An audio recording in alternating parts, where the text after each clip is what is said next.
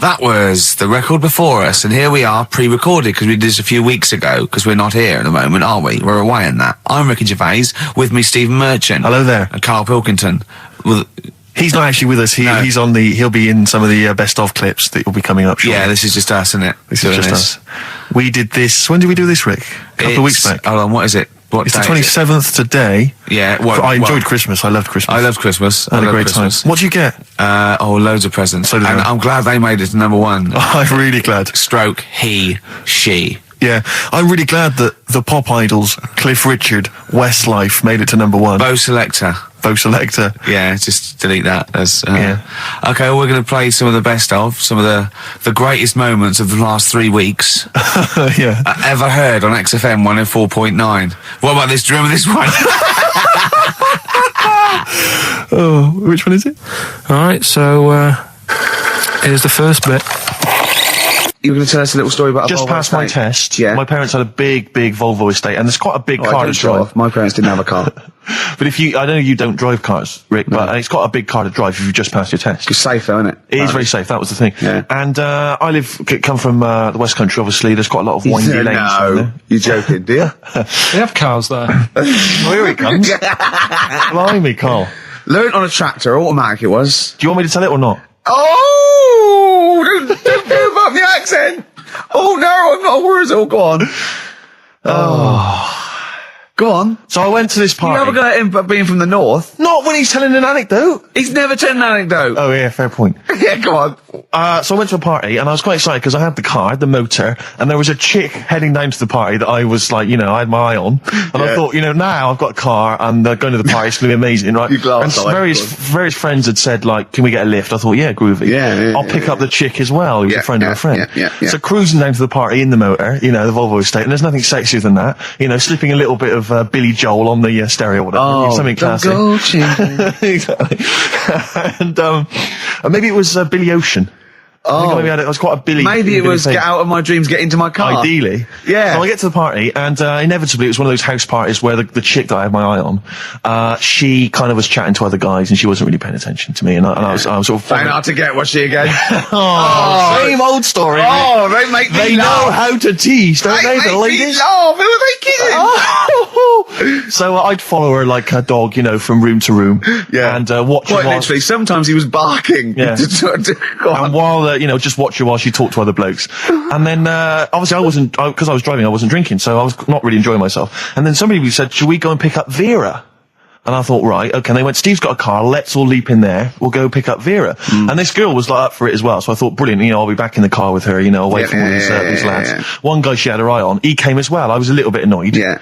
But anyway, he was in the car, so I'm driving down these country lanes, just driving along, and they're directing me, they're saying, go left here, go right. And then suddenly we stop, and one of them goes, just drive into that field, this pitch black field, right? And I'm sort of, well, it is my parents' car. Just drive in the field, Steve. I'm thinking, well, I don't want to, not seem like I'm a hard, cool, crazy kind of guy, because the chick's in the car.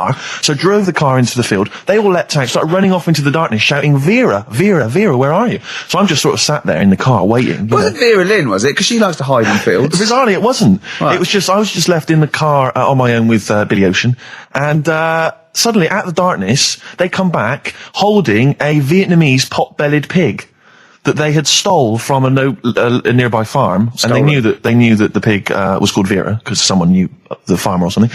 Anyway, so they got this pig. So now they're going, "I'll put the pig in the back of the car. We'll take it back to the party. It'll be hilarious." I'm thinking, well, I'm not sure I want a pig and all its piggy crap in the car, right, crammed in there. But they say, yeah. So obviously, I'm thinking again, I don't want to look like I'm a nerd.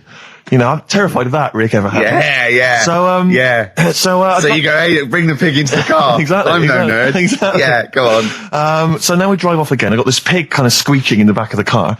And, they say, stop again. Let's do some cow tipping. And they do that old thing, about the fact because cows sleep standing up, don't they? So you can push a cow over and stuff. Yeah. So they're having a wild time, hilarious. So this time, now we get to a sort of dead end in the road. And, they say, well, turn around, let's go back to the party. And I'm thinking, fine. Try and do a 3-point turn in this very narrow country lane, right? Get the Volvo estate wedged horizontally across the road. Can't get it out, just can't seem to sort it out. I don't know what, I'm panicking because there's a pig in the car, right? And, local disgruntled farmers, right? people drunk, partying, probably off their head on some kind of weed. Rick. Was it loads of blokes with like pitchforks and flaming torches Exactly. going, burn him? He's playing with our pig. Exactly that. And so that, do you know, I was so terrified that all I could think was they're going to have to send a helicopter to lower a magnet onto the top of the car to lift the car up and put it the right way around. You used to read a lot of comics, didn't you? Yeah. So, do you know what I started doing? What? Crying. Did you really? Yeah. Why? Just started crying, just very slightly, started getting upset.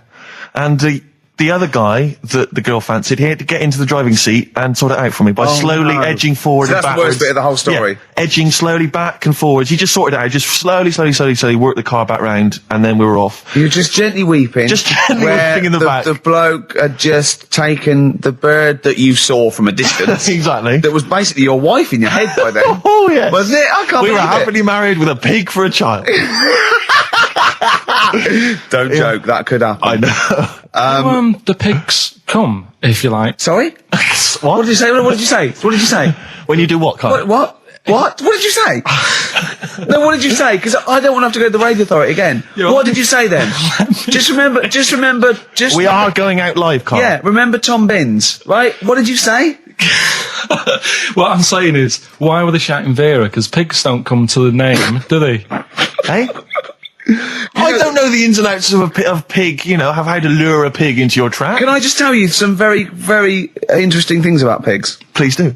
Right. One, everyone knows they have a corkscrew-shaped penis, right? A corkscrew-shaped Yeah. penis. That's the tail, isn't it? Two, they can't look up. They can't put their head back and look up, right?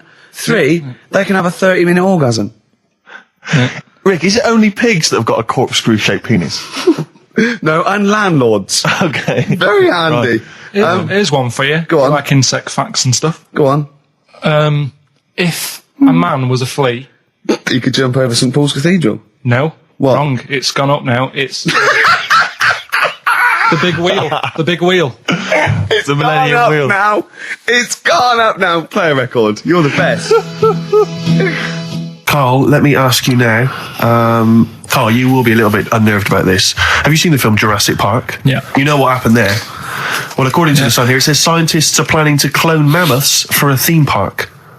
Look at his face. Look at that. He looks like a dog caught in the headlights of a car. He's terrified. I love Carl. He's sprung to attention Carl. there. Is that the best news you could have? Man moths.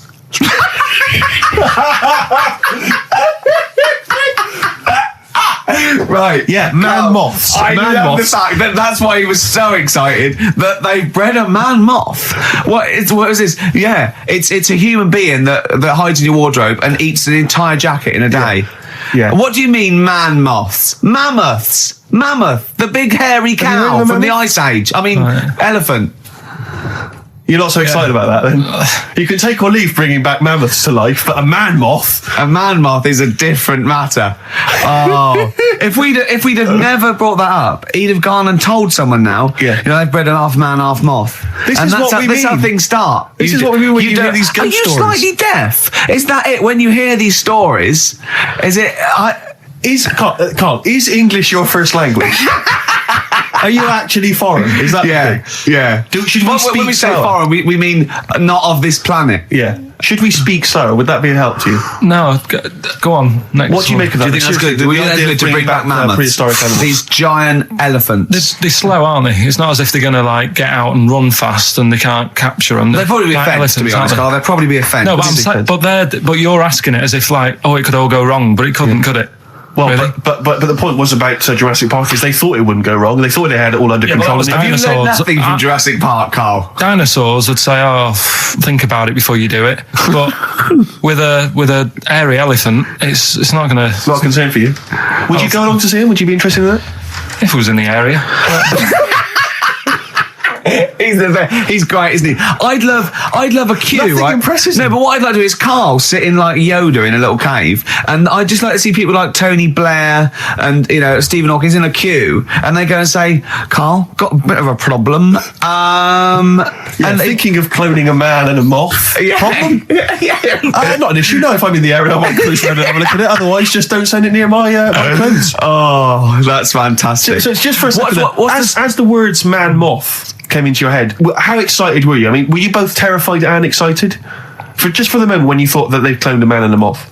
I pictured What kind of face did he have? Did he have the moth's head, or was it a man's head? just a little man head. Right. What was his face? What did it look like? He just was like a bit shocked, perplexed. Yeah. So it was like he'd been grafted onto the body of a moth without his consent. And when he was asleep, Yeah, he'd woken up. he just went in to have a goiter removed, and they said, "We've He replaced woke your up with goiter with the body of a giant moth." Yeah. Is that all right, Mr. Jenkins? So he had the head of a little. Was it a little boy or a man? little man, Right. Okay. and he's just bumping into a lamp. He's just running into the. if you went into hospital and they'd done something, what's the worst thing they could do, right? What would you rather have done, right? You wake up and you've got lobster claws for hands. Right. You wake up and you've got duck's feet. Or you wake up and you've got one horn coming out of your head. The worst thing, Yeah. probably the horn coming out of my head. Why? Get in the way. That'd be useful, wouldn't it? In fights and stuff. And for like parties, people would play Well, I suppose quoits. the lobster claws would also be quite handy there. All right, this is Carl, the producer of Ricky Gervais and Stephen Merchant on XFM 104.9. We're playing out some of the best bits. Hope you're enjoying it. Here's another one. Carl, it was you that worked out the maths and worked out I was 28 because they just worked out I'm 27. You are 27. No way. Yeah, I asked you, didn't I? And I said, Because, no, but what I sort of questioned was, I said, well, if you're 27 today, that means last week you were 26. well done, yeah. That's irrelevant. So therefore you assumed that I must be 28 then. Yeah. Whereas I assumed you were using, your knowledge of maths, No, such as it is. I wouldn't do that. No, sure. Wow. I actually got lost in that conversation because I genuinely didn't know what he meant would mean last week you were 26. I don't know what that I meant. don't know what it meant. Wow. Well, it is Steve's birthday. But it would have been 26 last week. Sometimes you genuinely frighten me because it's those staring eyes. There's nothing behind him. It's this little bald head. Looks like Davros looking at me. Genuine fear on his face when he enters into a conversation with another human But being. what bit don't you understand? If he's 27 today, he would have been 26 last week, and he doesn't look 26. He didn't look 26 last week. He looks older than 28 today. You've started on his birthday. You're still having a go at him. Carl, I don't look like the kind of hot stud that I actually am, but face facts, that's the truth, mate. Yeah, live with it. Get with Live the with it. program, jeez. Well, let's have a little bit of cake. Okay, oh, that's appropriate. See The what I did? birthday. But you mean the band, don't Yeah. you? Not the cake. You haven't actually bought a cake, have you? Got anything at all? Right, here's one. Christ. Ghosts and that we got talking about. Sure. And Nick said, right, he said, you'll like this one.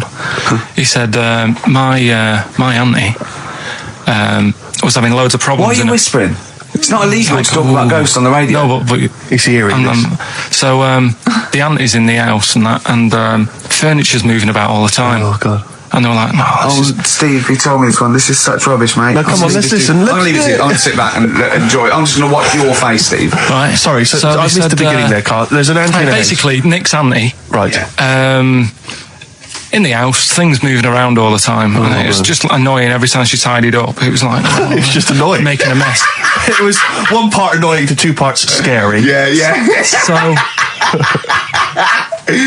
stuff was moving around all the time, and they said, right, rather than Right, we need an housekeeper. rather than having the house a mess, until we sort this out. I've got the vicar coming round. Stop I moving love stuff around. this. Oh, yeah, go on. They said, That shouldn't be in the pants drawer. let's put all the furniture in one room, right? So just have one room that's a mess, and have all the others empty.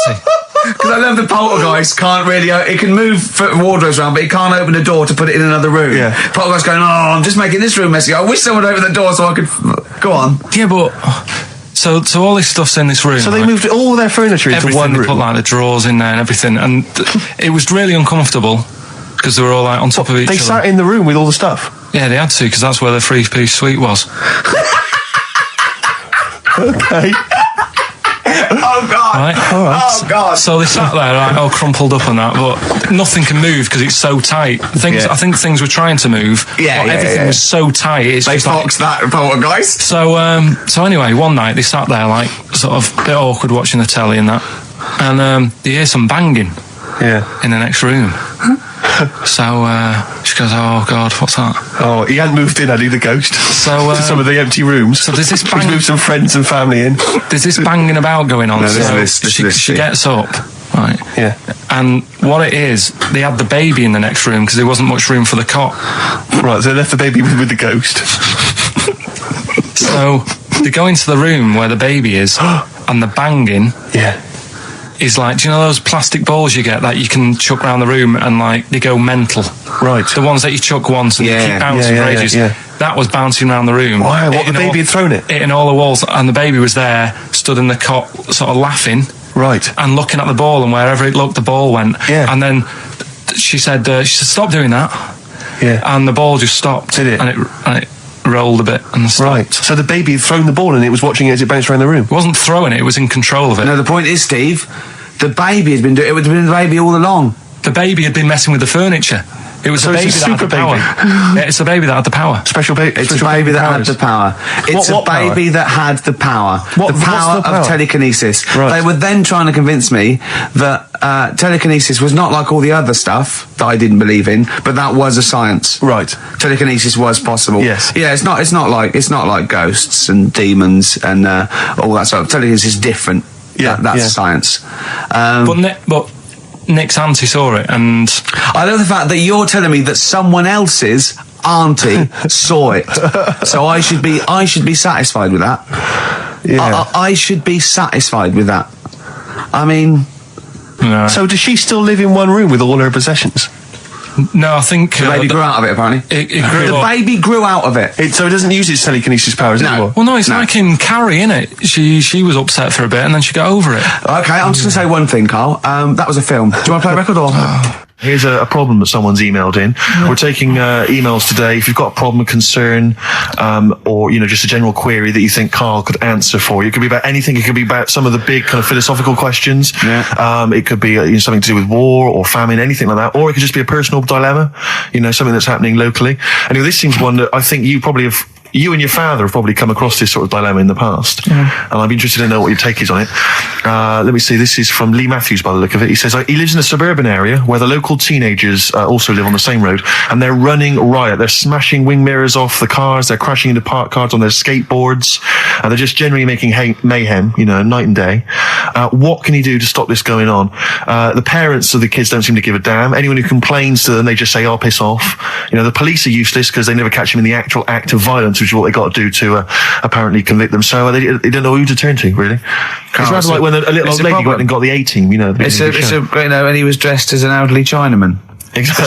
She knew who he was. Colonel Decker didn't have a clue. Yeah. You see, it's weird because now it has got out of hand. Do you know what I mean? Like years ago when I was growing up on the estate, you had problems, but not like you have now. Do you know what I mean? Summers were nice as well, weren't they? Well, right. And police are getting shorter and younger. But you yourself kind of admitted in the past that you were something of a tearaway. You didn't do anything like these kids here. The thing is, I was scared that if I got caught doing it, my dad would go mad. Yes. And I remember smashing a car window by accident and legging it in the lounge and sort of pretending to go asleep on the settee. Right? Genius. And I heard a knock at the door. He chloroformed himself just to be unconscious when his dad came home. And there was a knock on the door, and I thought, oh God, this is a fella he saw me. I was chucking a stone in the air, seeing how high I could throw it. Of course you were. Did it keep landing on your head? That would explain a lot. And it came down. Chucking a stone in the air, love To it. see how far I could It's throw brilliant. So, I wasn't bothering anyone. Did you invent that game? Right? Did you get the stone for your birthday? Go and play with your stone. He gave one to Suzanne. Karl, go and play with your stone. The thing is, right, and it came down at a funny angle, and Of course it did. It ate the back of this car, and the back window is the most expensive because it has that heating thing in it. Yeah. In case you got a frosty window. Yeah. So I thought, oh God. So I legged it in, got on the settee, went to sleep, knocked at the door. Genius. It's a brilliant plan. It's a brilliant plan. I couldn't be guilty. I'm asleep. So I love the idea. So the thing is, our lounge used to sort of, you could see in from the door, right? So this family who saw me do it, saw me asleep on the settee, and my mum said, "Go and get the door." And I sort of went, "What?" As if I'd been asleep. Yeah. I went to the door, like rubbing my eyes, and the fella said, "What did you run off for? I saw you."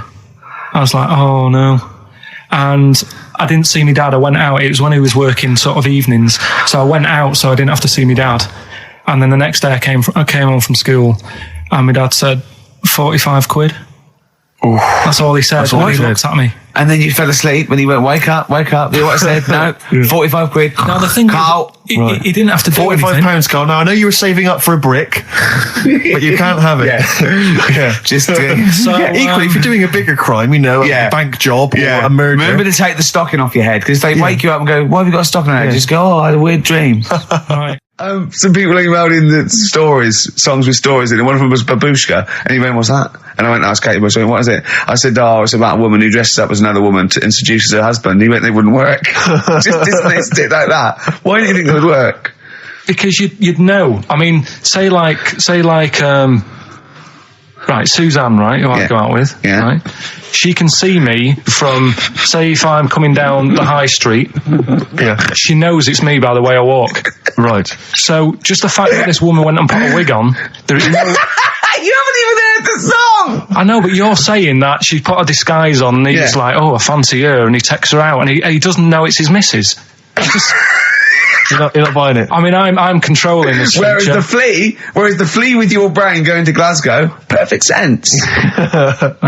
Babushka, rubbish. Carl, can we have the tomato story after the next tune? Yeah. Bit of Coldplay. Yeah, love it. Yeah. You're listening to the best of, basically, Karl Pilkington. There's only one bird that has a penis. It's not a joke. It's not a joke. This is a genuine trivia question. I'd say... I think I've seen one on this. Is it an ostrich? Right, you're going for ostrich, Carl? I'll go for ostrich as well. Right. Did you come up with that yourself, or? Yeah, I was going to say that before you said it. Well, guys, you went for ostrich. Chicken? You're both wrong. It's actually the swan. The large chicken. Yeah. What? That's a bit worrying then, because I thought I saw an ostrich penis. So what was I looking at? I don't know. Were you just examining it closely at the zoo? I was just. It's probably a strap on. It was probably two lesser ostriches giving each other one. Exactly. And that's how that can influence people. Things like that. Dirty, filthy lesser ostriches can confuse a child if he's at the zoo and he doesn't know. A swan's got... That's really annoying. I'd never give a swan a knob. It's the little puffiest of all birds, isn't it? Yeah. Oh, I'm protected by the queen. But I need a knob. If I had to give a knob to any bird, Good question. I wish I'd posed that myself. If you could give a knob to any bird, what would it be? Phone in. Vulture. Of course, a vulture. They need a big bang stick. Yeah. What about yourself, Carl? If you could give a knob to any bird, and don't make it rude. Or if I could give a knob to any bird, what bird do you suit up? It's got to be a bird of prey or something like that, hasn't it? Cool. Just a robin, really. That would be amazing. That would be Christmas cards would be like. but it's a normal human-sized knob on a robin. That'd be great, wouldn't it? And the other thing annoying about this is ironic, right? Now, the male of all bird species they're called a cock. Yes. Right. But the only bird with a cock, right, is called a cob. Is that what a swan's called? Yeah, they're cob and pen. They're not cock and hen. That's and he isn't a cock, but he's got a cock. Yeah. Quick query there, Rick. Go on. When you said then cock, presumably you meant male bird the first time you said it. Yeah. The second time you said it, you said cock. Did you mean the penis? Well, you're showing off the whole farce of radio broadcasting. Because you're not really allowed to say cock. No, exactly, no. One cock would cause great offence. Yeah. The other cock's fine. Exactly. It's weird, isn't it? It is strange. It is strange. So, I mean, if I said now to you, I like cocks. Yeah. Meaning birds. Yeah, that's that'd be fine. Yeah. But if I meant penises, it would be a problem. If you like cocks, it was that would be... Carl, do you like cocks? Do you like cocks? No. Right, okay, that's fine. I was asking if you like cocks. No, I like, Yeah. Well, I'm a big fan of tits. The small birds that come down and peck at you. Yeah. Yeah, you like tits and cocks. There's nothing... Tits and cocks. There's nothing wrong with... There's nothing... Carl, don't worry. There's nothing wrong with saying tits and cocks. When I said tits, I meant the little birds. Yeah, and when I said cocks, I mean the big birds. Yeah. Do you know when... Go on. No, it's just that... It's when you're talking about tits. Yeah. At the milk. Do you... I like the fact they flutter away when they hear the milkman coming. Oh, come on. So when... What are you talking about? No, when the milkman's coming, when he's walking up... And there was also a fella in the week who said that women shouldn't be wearing trousers. Why? Because they don't look good in them. What do you think? What do you think about that? It's rubbish.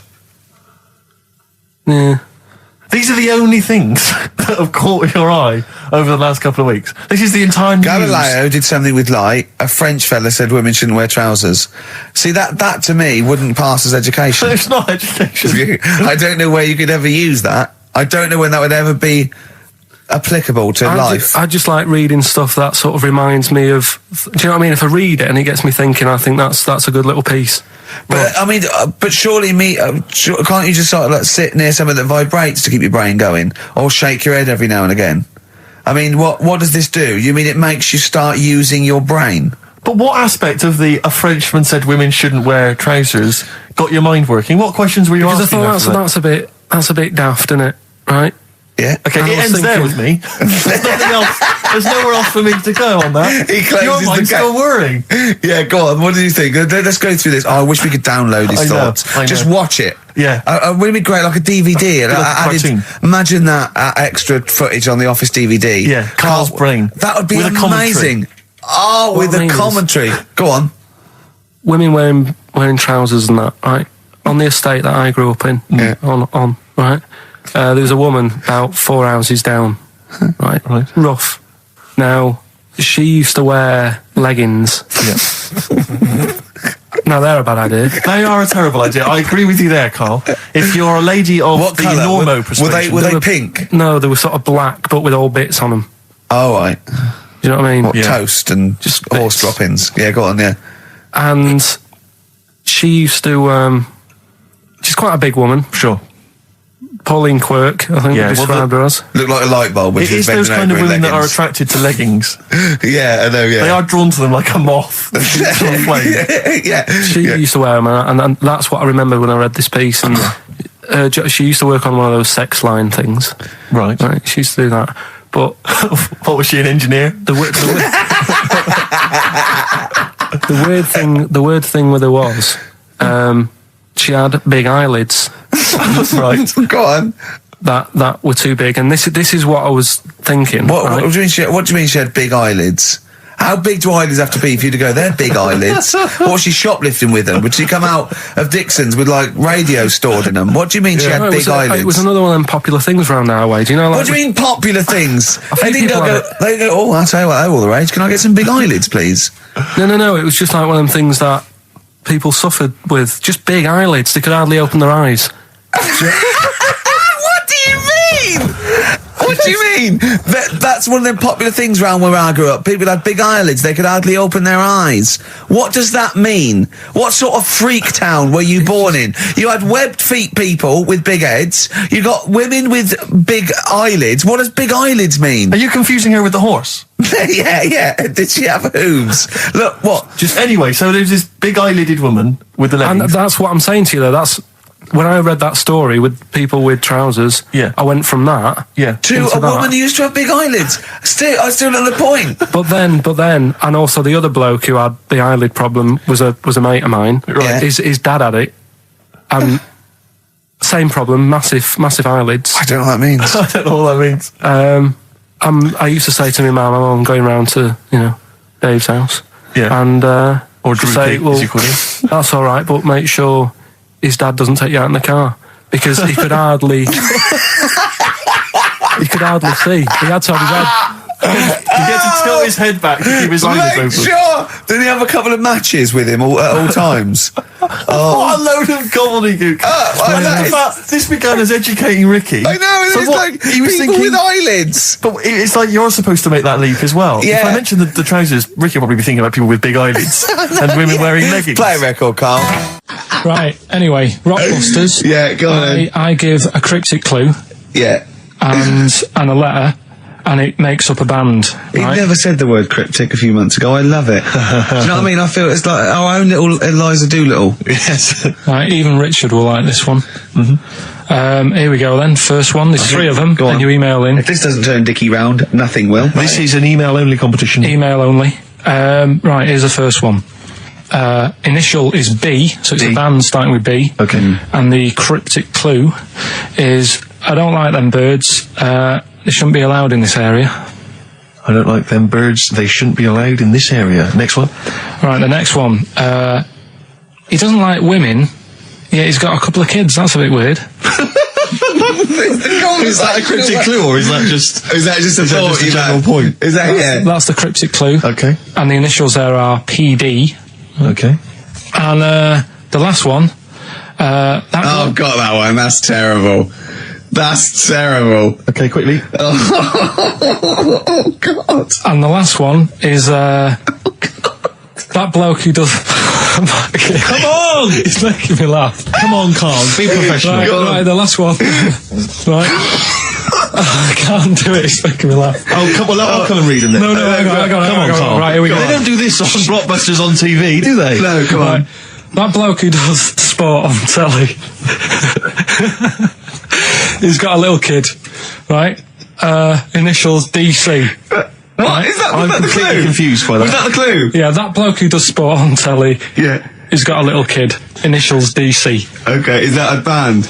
Or an artist? It's I'm not gonna Cheese. tell you. I'm not This is gonna not tell a you. well-known sandwich. Is it? What is it? Is it a band or an Right, artist? so just quickly recap. That's, Okay. it's a Come B. on, Carl. Right, Come on. Quick recap. The first one is B. I don't think them birds should be around in this area. Right, that's B. Right. Second one, he doesn't like women, yet he's got a few kids. It's a bit weird. That's PD. And the final one, that bloke who does sport on the telly, he's got a little kid. Right. DC. All right, and it's ricky.gervais@xfm.co.uk if you want to enter for Hellraiser. Oh, I'll tell you what, continue to do a little theme of like some old stuff people haven't heard of. If you're under 30, you probably never heard of this band. It's also a new thing I want to introduce.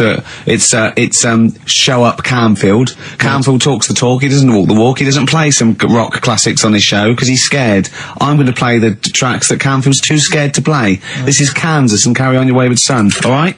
Alright, this is Carl, the producer of Ricky Gervais and Stephen Merchant on XFM 104.9. We're playing out some of the best bits. Hope you're enjoying it. Here's another one.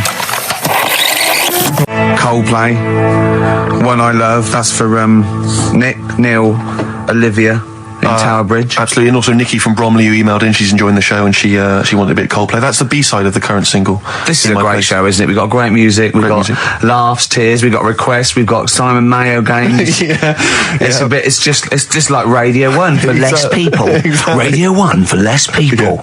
This is great, isn't it? So go on then. So listen, Guy, you were so excited about this game, weren't you, earlier? You came in with a hop, skip and a leap in your step. Although I must say, the phones are going mental. We're going to have to take some more calls. High and Dry is great. I mean, it works. Can we have a very quick recap in case someone's just very quick Can you make it so High and Dry doesn't work now? Give us a bit of information that makes it different to High and Dry, or can't So you for those that do have just that? tuned in, Carl describes in a roundabout way a story which somehow is representative of a song. Is that right? Title. A song title. Yeah. Okay. So this woman, she's all right. You know, she has a normal life. Pretty much. Kind of. Yeah. There's probably a few things actually that she can't do thinking about it. But the main problem would be having a wash or having a bath or having a shower. Yeah. Maybe going for a swim thinking about it. Right. I think water is the clue, isn't it? That's the clue. Alright, so Who's that on the line? Hi there, it's Mark. Hello, Mark. Hi, Mark.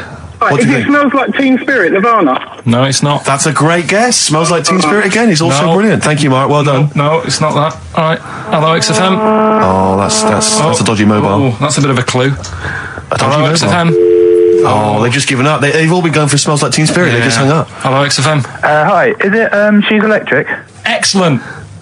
She's electric. It makes sense. That's fantastic. Oasis, Carl. she's electric. Why does she smell? Because she doesn't have a bath and that.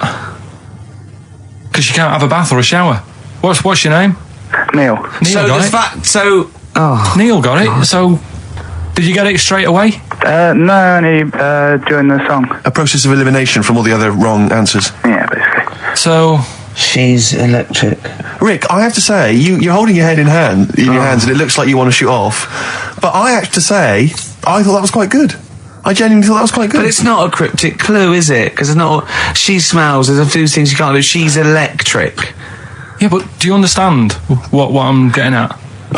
She's electric. I always understand what you're getting at, Carl. That's never been a problem in the years I've known you. Neil got it. Yeah.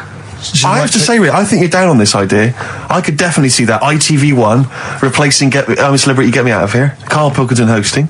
Simon Mayo on the phone Exactly. to the lawyers. Well, Neil, there's no prizes or anything, but well done. Well done, that was well worth it. Right. Well, you go away with the award in the knowledge that you've beaten Karl. Yeah. You can secure the knowledge that you thought how Karl does.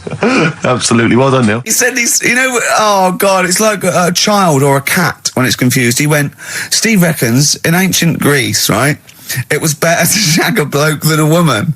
And I went, well, yeah. I mean, that's about the male being sort of a first-class citizen. Yeah. Much better, wasn't it? An aspiration the to point sleep with a was, Karl, beautiful man than a beautiful woman. Women were lower-class citizens, Yeah. so therefore men were seen as higher class. So to have sexual relations with a man, there was no shame in that. No. In fact, it was looked upon And as I a said, good thing. well, ancient Rome. I said, Nero, he'd sit in his big jacuzzi and he used to get, pretty boy men to just go into the water and just nibble at his testicles while he was having a wash. He didn't do that.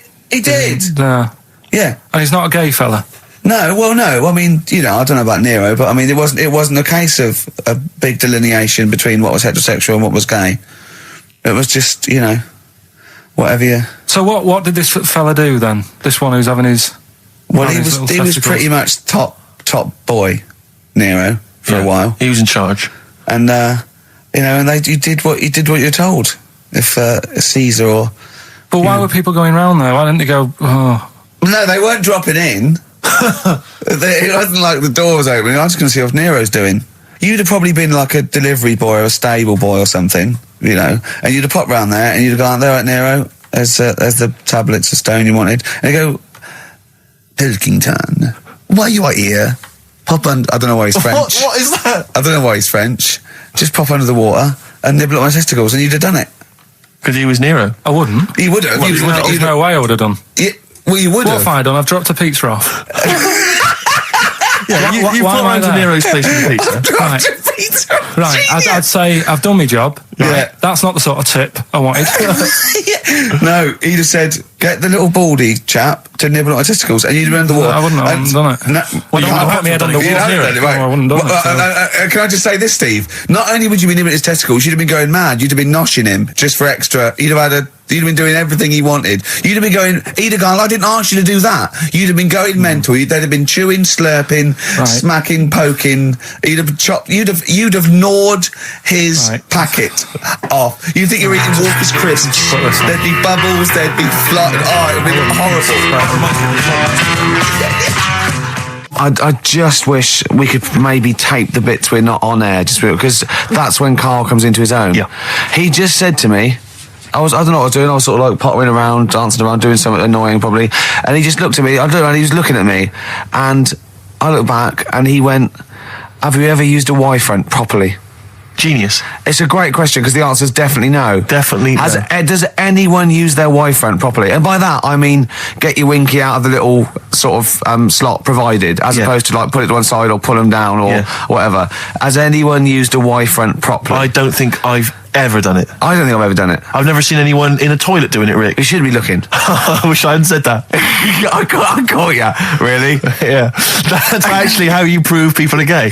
Yeah. Get them into this conversation. Yeah. It's a trap. Yeah, it's a trap. It was the trap. Yeah. I'm not gay, by the way. Yeah. You didn't prove I was gay. I double bluffed you. As I knew the old gay trick. I thought it was the old gay lord say no thing. That is another method. Yeah, there's innumerable methods of doing it. That's how Oscar Wilde was caught. Yeah. Yeah. What happened there? Well, the judge went to him. Did you see that film last night? Gaylord say no, and he went no, and they went to take him away. Yeah. Take him down to the cells. Yeah, take him to Reading. It is true. Well, it originated in America. Yeah. So many of these things do. It's a brilliant point, Karl. I'd like to hear from anyone listening who's, and I mean, well, they'll just lie, wouldn't they? I suppose. Yeah, I don't even use sort of flies. No, usually I sort of pull my Y-front, my sort of tracksuit. So that's why I wear sort of like elasticated waistbands all the time. Exactly. Just sort Speed. of like. Yeah, you got to get in there with the minimum of effort. Yeah, and out. Sure. Often I won't shake. No, no. To my detriment, because it often leaks out a little bit later, doesn't it? Ever been out on a date with a girl where it's just trickled down your leg and you wish it hadn't, and you're thinking, what if she gets my trousers off later? She might smell or see it. What? What? I don't know. I don't know what I said there. Right.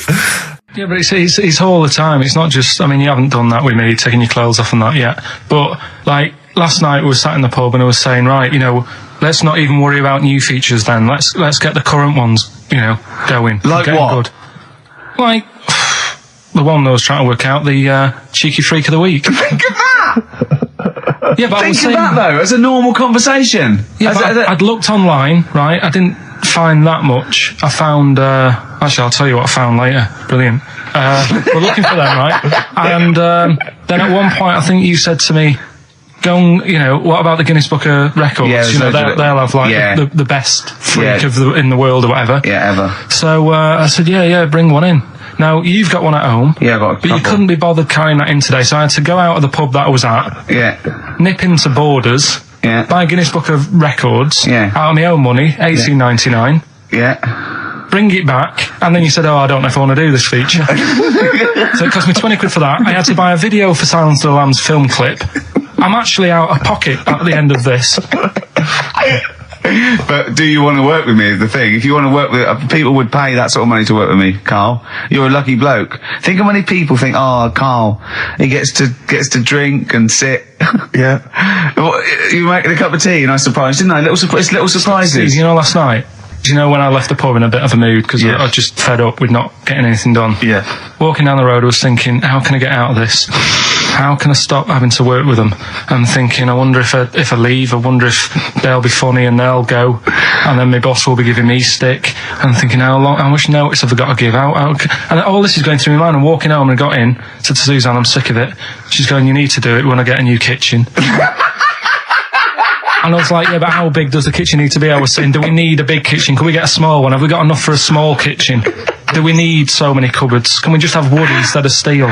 All this, trying to get out of doing this. Yeah. I always feel like, you know, because I like to think that I'm not perhaps as bad as him. Yeah, no. You annoy me in different ways. Like what? How does he annoy you? Well, stuff that, you know, I come up with ideas, say Cheap as Chimps. Yeah. Rockbusters springs to mind. Yeah. 15 Taiwan. 15 Taiwan. Let's just remind people what 15 Taiwan was. It was a little feature that I wanted to give a run, you know, give it a little run, see if people like it. The premise being? No, there's no premise, it's just a title. No, we were going to get 15 sort of ornaments, you'd explain them, and then people would call up and say, that one's from Taiwan. See, God, you just explained why I didn't think that was a good idea. By explaining the good bit. No, you know the funny thing is, Steve, right? I was walking down Regent Street on Monday, walked past one of these big stores, right? And they've got all famous quotes on the windows, right? Yeah. And one of them was something like, an absurd idea is often a great idea. Yeah. Do you know who said that? Go on. Einstein. Yes. Which made me wonder, if you were his mate, would he ever have done E equals MC squared? Or would you have said, don't bother with that, it's not going to work? Because that's all you seem to do. Everything I come up with, you put down. Yeah. Well, that's one thing. He's negative, right? I don't know why. I don't know why he is. What else? He messes me about. I get him concert tickets for stuff, and you say, I didn't bother going. Yeah. That is annoying. You come in, you know, 5 minutes to go with tracks that need editing. Yeah. The little bag, that bag that was free. Yeah, you got a free bag today, an XFM little rucksack thing. Yeah. You were like, what's this rubbish? Yeah. Ricky said, I'll have it, they're great. He said, no, I want it. Yeah. Well, it was free, I needed it. I'll give that as a gift. So, I mean, I think on reflection, Steve is probably a little bit more annoying than me.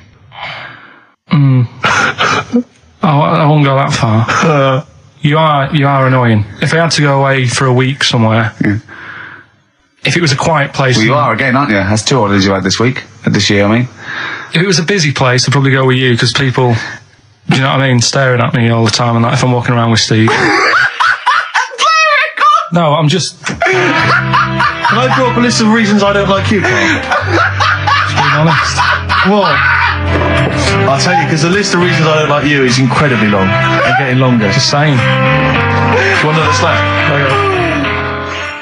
On XFM 104.9, I'm Ricky Gervais, with me, Steve Merchant and Karl Pilkington, and a few new characters. Steve, I can't believe as you said, I know you love Moyles and his sort of wacky stuff, and Chris Moore, Edmonds, one of the greats, and Edmonds, and just all Well, I'm going to go along the same sort of vein. I've got a couple of. Can I do a little? Can I show you? I'm excited. Okay, well, it always starts with a sort of doorbell.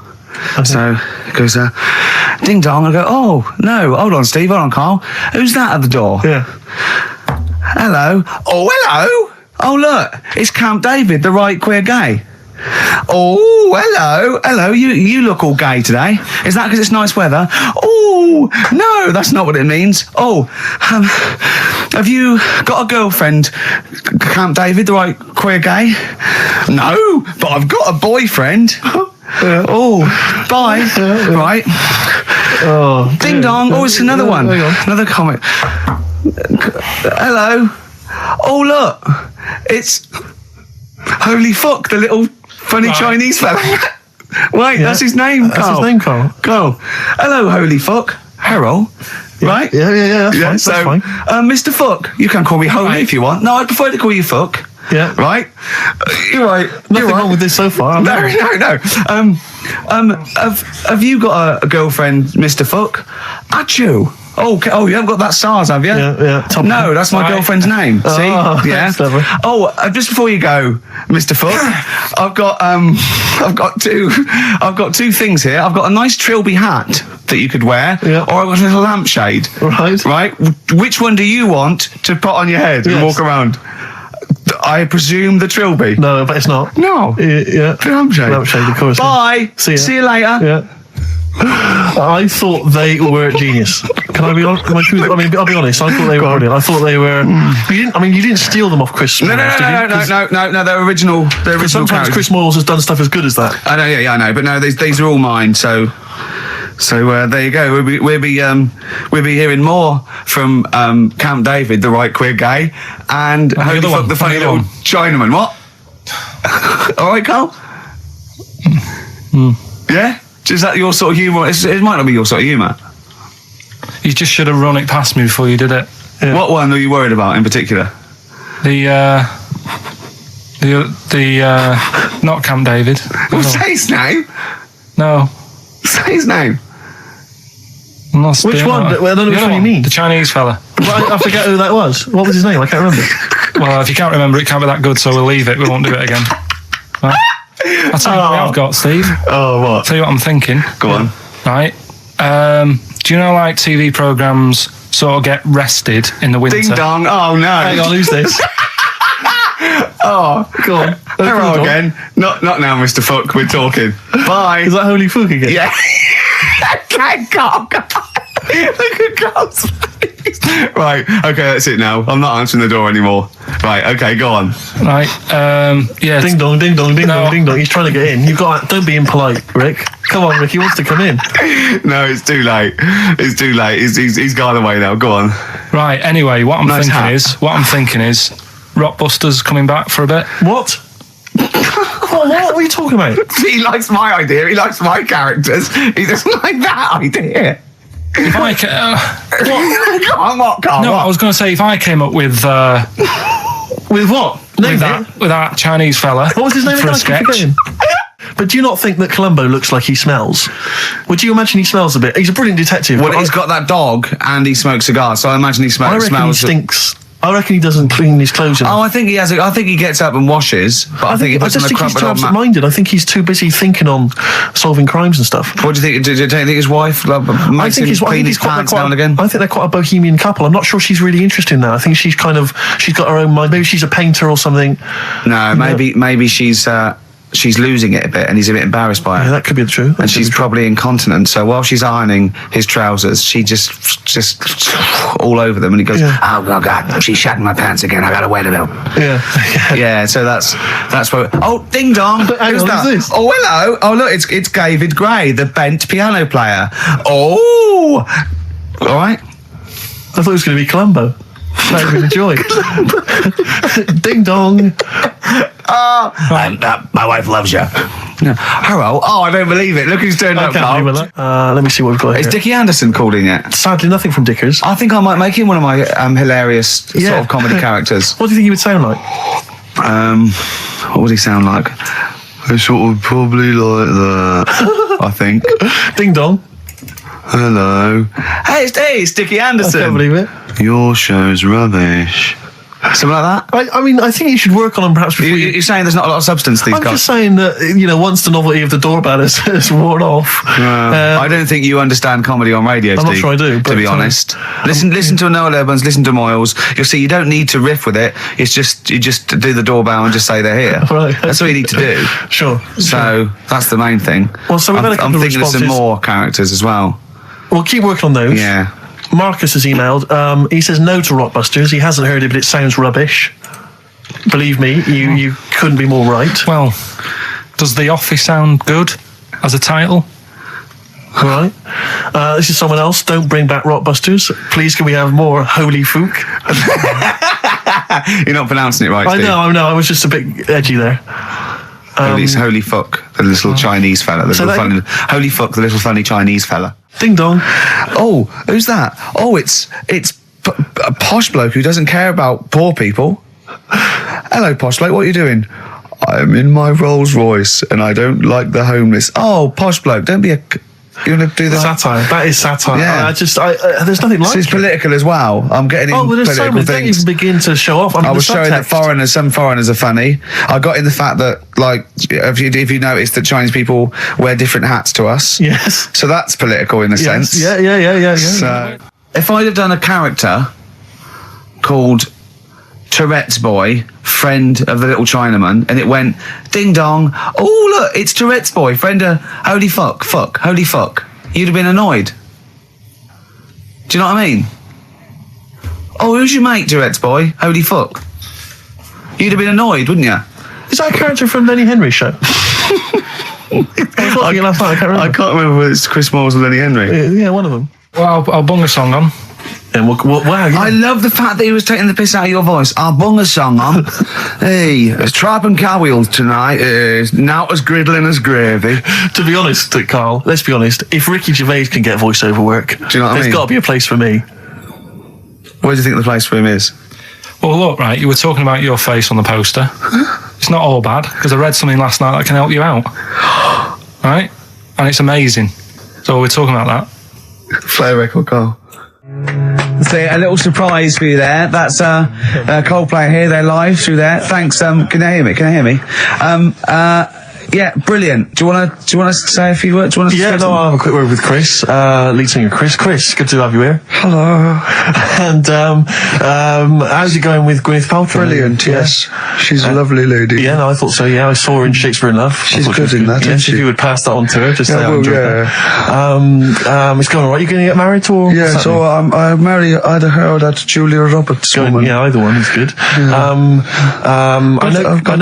know you're on holiday at the moment in Hawaii. I read in the paper today. No, You're actually here. I'm actually here. Okay. Got to go now, got to go. All right, just a couple of quick. See you later, Chris. Yes, see you, Ricky. So that's the sort of guests. That's the caliber of guests. We're just trying to up Just things. like Jonathan Ross. We've got guests like Jonathan Ross. That's Coldplay. Just popped in. Just pop in. So if you're the Sony people listening, you might Brilliant. want And we've still got Carl to take off my sock for 20 quid. Okay? We're trying to. to be interactive. Yeah, I've seen how other DJs do it. They have phones. They go, and how are you celebrating tonight? Oh, we're just going out, Foxy. Have a good time. Here we go. This is, you know what I mean? Yeah. We've got to be. I've guessed we had Chris Martin in from Coldplay, which is going to be a lot. Well, Chris is still here. Hello.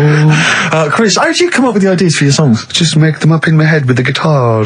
And how old are you now? 28. Thanks very much. And that more from Chris Martin later, I imagine. Cheers. But we've also had an email. Cheers.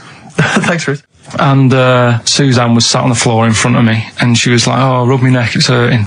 So I thought, oh, and I hate doing that. It really it bores me. Well, Like. she's your girlfriend, for goodness sake. I know. Dale Winton's different. You're getting paid for that. Go on. So I thought the only way to shift her, I'll let one go, right? So I did that. It's such a loving relationship. I love that. That's great. So Like she's- doing the washing up badly. Yeah. She won't ask me again. What have you done? I've smashed the cups up and I've written in excrement across the wall. Well, that's no good, isn't it? Well, I won't do it again Give me then. the marigolds, I'll do it. I've nailed the cat to the fridge. What's up with that? Yeah. Go on. But yeah, so I did that, and it worked. She sort of got up and said, "Oh," and my dad said, "What do you do that for?" What was he thinking? So I said, "Oh, I hate rubbing a neck. Does me head in." So he says, "You know, I've never trumped in front of your mother for 40 years." Sorry, where was this? Chigley? Why is this family talking like this? Young Carl, I've never trumped in front of your mother in the 35 years. Why you... What? I don't know what... No, it's just that he said, you know, we've done a lot of things in the family. That Hold on, what did he say that for? What, he's never trumped in front of your mother? He just offered that information up. Well, he just was surprised that I did it. He said, "Where have you got that from?" Yeah. Whoa, he's lowering intestines, I'd thought. What do you mean? You have to imagine there's a class of farting. Oh, no. we haven't told our kids about farting. He doesn't do it. We haven't told him about it. We don't do it in front of them. You have to learn it, do you? No, but there's a place. That's what I was always told. Go on. There's a place for that. Cornwall. Basically, it's about this monkey. Oh yeah. In the jungle. It's got a gig out in hairdressers. What are you talking about? What are you talking about? It's got itself a nice little job going in hairdressers. As what? It gets people sitting down, and what it does before the people have their hair cut, that it sort of sits there, and it goes through people's hair, makes sure it's clean, and people are loving it. Right. So it's a pet monkey. It's nothing to do with it getting a gig in an hairdresser's. It's a pet monkey. It's not working at Monkey and Guy. Yeah. No, seriously, it's in there. I think it might have started off as a job, and then. So what does it say? It says junior £15, stylist £35, monkey £63. So I didn't quite follow. Yeah, but before that, I've never had that much luck with hairdressers. Before that was another place, and it was run by sort of, you know, these sort of wannabe gangster type people. Oh yeah. But they'd. You know, you're going what for do you mean by haircut. wannabe gangsters? Well, sort of just petty crime stuff. You'd go in for a haircut and then you'd walk out with a video recorder. Do you know what I mean? You don't have to take it. No, but they'd sort of spend ages flogging you that whilst cutting your hair. It was their thing. It's like, right, sit down, you alright? Yeah. Oh, Is that for the weekend? What do you think of? Maybe a Sony. Yeah. So that's when I stopped going there, because it was like, just what a haircut. I don't want to be hassled. Which one said that you had the hair of a Chinaman? It's the fella who works in a railway station haircut. Well, he should know. I mean, he's been around a bit, clearly, if he runs a shack next to a railway station. Oh, it's dear. like the two of you are just, you are like children. You're infants. Your mentality is ludicrous. And you're embarrassing us in front of our special guests. Oh, yeah. I can't believe it. Now, of course, last week we've some tattoo here. We've had a number of letters, Rick. I'm just reading them now. Saying, last week, loved your interview with Chris Martin from Coldplay. Yeah. Genius. Another one here. Great insight into the man who wrote Yellow and Clocks. Yeah. Fascinating. Steve Merchant's interview with Chris Martin was amazing. He showed his own TV show. Yeah. Just some of the letters we've received, Rick. So this week, we're very lucky to have with us Russian pop act Tattoo. Round of applause for them. Hello. Lovely to have them here. Tattoo. Now then, of course, there's been much controversy that your kind of lesbian shtick is just something to try and whip up some press attention. We are proper lesbians. We love fanny more than cock. Okay, brilliant. And Tattoo, lovely to have you here. Thanks for coming. Yeah. Now then, you've got some live gigs, I understand, planned. Yeah. Duh. Okay. I can't help but notice that you sound, dare I say it, Tattoo, you don't sound so much Russian as German. We cannot do the accent properly. Okay. And Tattoo, it's a joy to have you. Thanks for coming down. And finally, your lesbians would, for instance, either myself or Carl be able to convert you from your lesbian ways? We like the Moth so much that the knob is no good for us. All right, well, thanks very much, Tattoo. Yeah, thanks, Tattoo. Thanks very much. Cheers. Next week, share. Brilliant. So if you've got any guests, special guests you love us to interview, then let us know. Ricky.Gervais@xfm.co.uk. And we'll try and get there. Oh, dear. Play a metal card. Rockbusters answers next. I was going to say, well, do you want to do that? No, let's do it next. After the record. Just going to say something. What were you going to say? About gays and that. What? In a bit. What were you going to say? Oh, we'll look forward to that. I say to you, I'll see you at 8, right, in this restaurant. I'll turn up at the door. It's a bit of a posh place, right? So he's Steve Merchant in. Yeah. And the waiter sort of goes, I don't know. What does he look like? Right? And, Where's he from? just a little French fella. Oh, yeah. Oh, yeah. And, what does he look like? So I had the thing I'd pick up on first, tall lad. Tall, yeah. And then he goes, we got lots of tall people in, right? And I go, big eyes? Big eyes. Yeah. And then he'd go, yeah, he's over there. I'll be honest with you. I mean, you can have dinner and you can buy me dinner. I'm not sure you're going to get anywhere with me. If you're slagging me off. No, I'm not slagging you off though, that's what I'm saying. Yeah. I'm just using what comes to mind when Can I just... Tall and big eyes. Can I assume that they know, like... Could I say, like, easiest for me I'd say, looks like Reg Varney from On the Buses. Would they understand that? Can I use sort of, like, kick references? He's 30 odd, this waiter, so he'll... Yeah, So I go, right. oh yes, it's Reg Varney is sitting over there. Yeah. So he that's went right. German towards the end. What do you mean? What annoys you about that? What? Sexual relations all The night. concept. Or people keep you up. Is it your next door neighbours or something? No, just that thing of people who say, was that it all night last night? Who says that to you? You know, lads who think they're, they think they're a bit of a lad and think that means it's good. What, like Sting and his tantric sex? Sting. Yeah.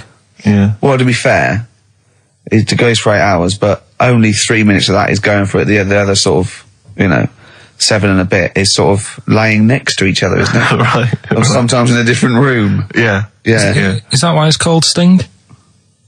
Hey? Well, if you're at it all night, bet it. He's going to sting. So what's your problem with this notion of going at it all night? It's just that thing of, get it done right the first time. Do you know what I mean? Get it done. Yeah, get in, get out like the SAS. Once you've done it, you've done. You know what I mean? Yeah, no fanning around. No messing about. So, it's just that, isn't it? It's like, do it right the first time. Once you've washed up, right, you put the pots away, you don't dirty them again. What a lovely analogy. That's one of the great Is that what you metaphors. say to Suzanne? Come on, love. Once you've washed up, I've already washed up. you don't dirty the pots again. Go. What a romantic Ding dong. song. Hello, is there a fire? Oh. Hello. Did he have a moustache, the fireman? Oh, Yeah, do the jingle. We've come up with a new one, haven't we? The freak, say chic. Cheeky freak of the week. right. Well, couple of bits. I don't know which one to use as the main feature for this week. It's not good, is it? Well, there's been another one born. Little kid. You on? 4 eyes. Insult. Just a guy who wears glasses. Come on. 4 eyes, 2 noses, 2 mouths. That's weird, isn't it? This bloke, did he also have 2 heads, 2 bodies? Sort of born sort of slightly separately? He wasn't stood next to a mirror. No, it's weird, that, isn't it? That's all you've got. is it? I love that. That's weird. How much if the doctor said that? Well, Mrs. Parks, kid's got 4 eyes and 2 noses. Weird, isn't it? Any clues? Any clues? So that's it. That's all the one. information. Well, I'll tell you what, No, but that again- shouldn't be the main one. Okay, No, I've answered but it. like I say, what's the idea of this feature? What do I say all the time? Don't know. I always say, think about it. Think about what that would be like. Okay. What? Giving birth to him? No. Being, I think it's a girl. Being like her. 2 mouths. 4 eyes. What would that be like? Mad, innit? I don't know what this feature is. I don't know why. Yeah. So it if just you says, think "Don't smoke she's cool, cigarettes." If you think she's if you cool- think all this is cool, then you probably won't want to see cigarettes. If Exactly. you want to be cool, Yeah, then like don't. Isabella or whatever her Except name the is. thing with that is that people watching that, the youth watching that will go, well, Bill at my school, he smokes and he's cool. Exactly. Yeah. Well, this is the problem with it. Yeah. It's not that the impulse is wrong. The message is fine. It's just this thing. I can't imagine those things ever working with young people, No. with youths. It's like when what was it? What it will do is that you'll get a lot of 13 and 14-year-olds sneaking out and getting a tattoo. Exactly. So the parents be going, I'd rather she smoked. Exactly. She might give that up Yeah, I know, sometimes. That's for life. She's got a spider's web on her face now for the rest of her life. Yeah, exactly. Yeah. But it's like you remember that thing when they tried to get young people to vote. Do you remember that? Was it Rock the Vote? Was it called Rock the Vote? Was it God. people like Billy Bragg and people kind of... Yeah. I don't know who that appeals to. I don't know, some youth is kind of smashing up a bus shelter, throwing bricks at old people. goes, and then, "Oh, wait a Billy- minute, Billy- what's that, Billy Bragg? Billy Bragg, yeah. I just can't, I don't believe it ever. I think it was Mick Hucknall was another one. What's that, Mick? Oh dear. Well, I remember the ones where he just, if you were going to go off with a stranger, your cat went, well, don't. Yeah. Ask mummy first. Yeah. And I remember I was trying to jump in cars left, right and centre, but my cat, when I was like 5 or 6, would go, and I go, good point. Yeah. You're right, he could be a nutter. But I seem to remember the Charlie's, the Charlie Says. It was Charlie Says, wasn't it? Yeah. Charlie Says. Charlie Says. I always find them really unnerving. He lived in that really eerie kind of world where you never really saw cartoon. anyone. Yeah, but it was very kind of, it was very eerie. It wasn't a very kind of comforting No, world. they hadn't spent a lot of money on the cartoon.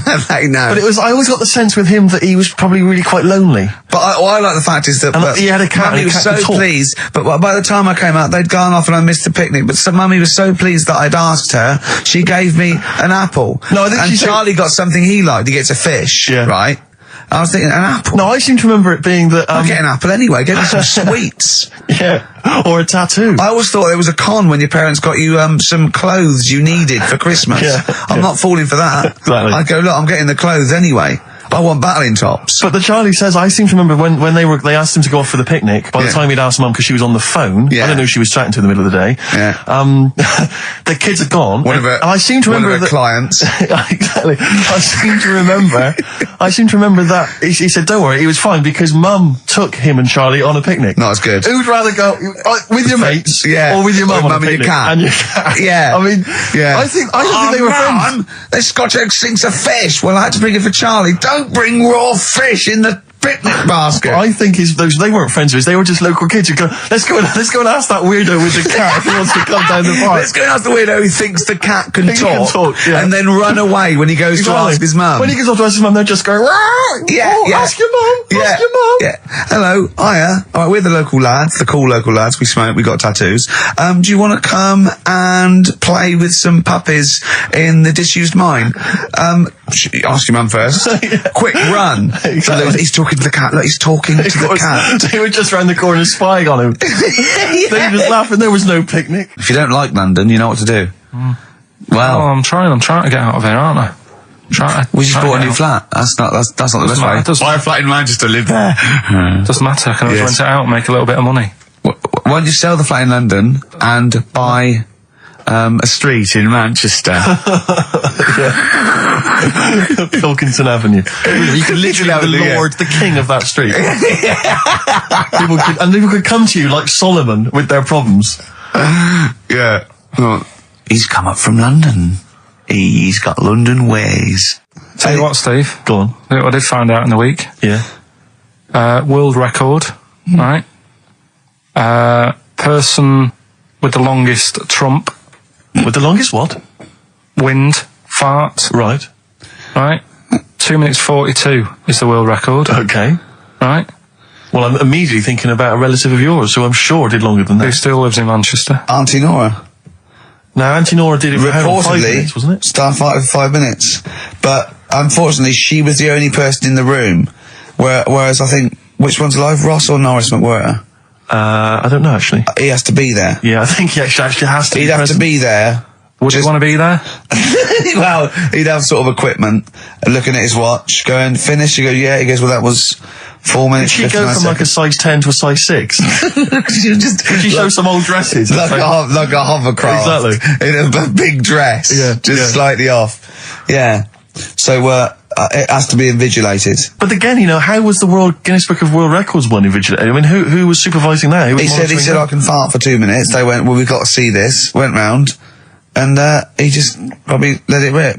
It's probably circular breathing. He's probably sort of sucking in air and swallowing it as he's going. And it's a continuous one, isn't it? The reason I did this Yeah. was to get that kitchen, right?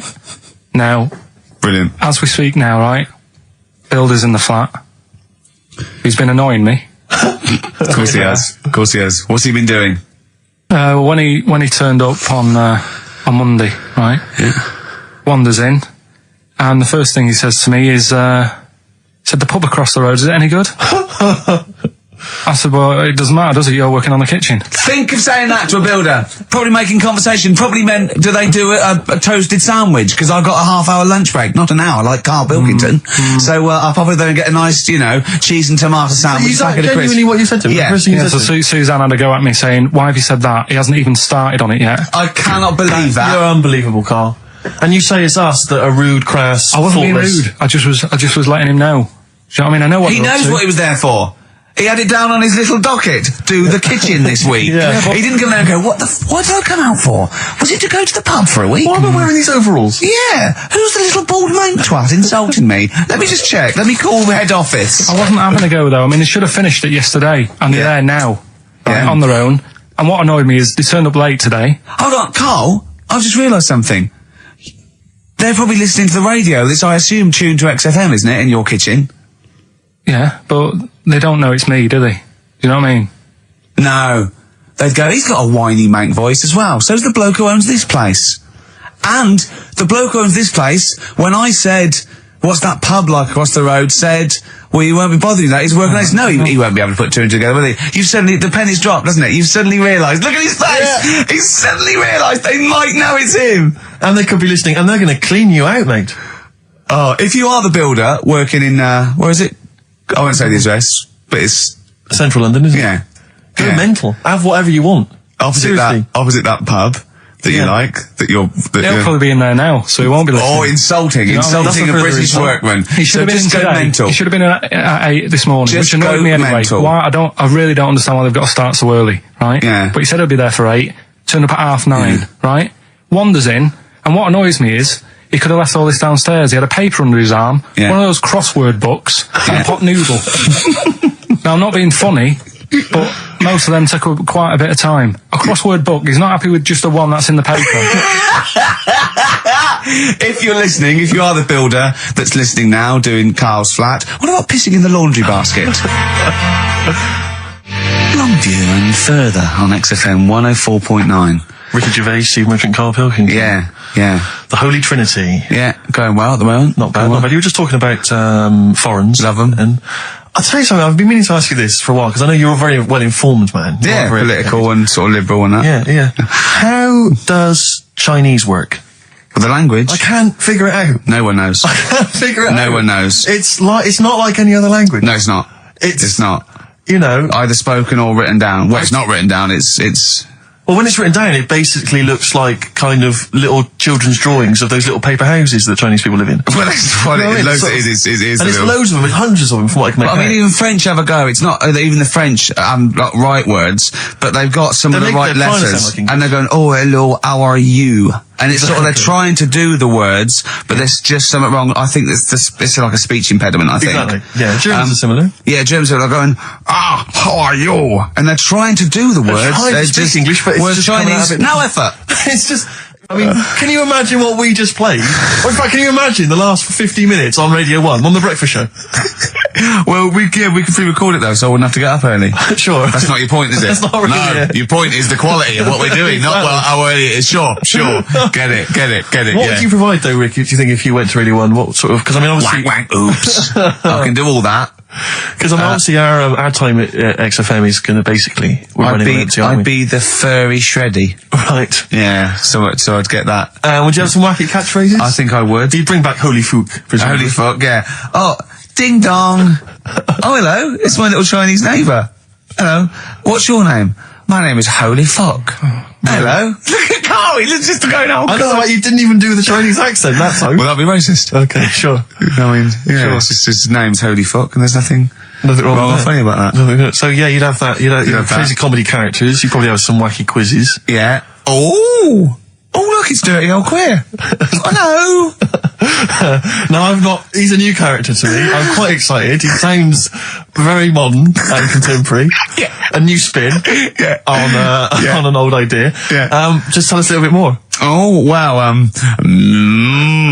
he's an actor, isn't he? And Right. and he likes to take it up All right, well, that's just, if anyone from Radio 1 is listening, and they've listened to Dominic Mohan in the paper, they thought, yes, you're right, we need some new blood at Radio 1.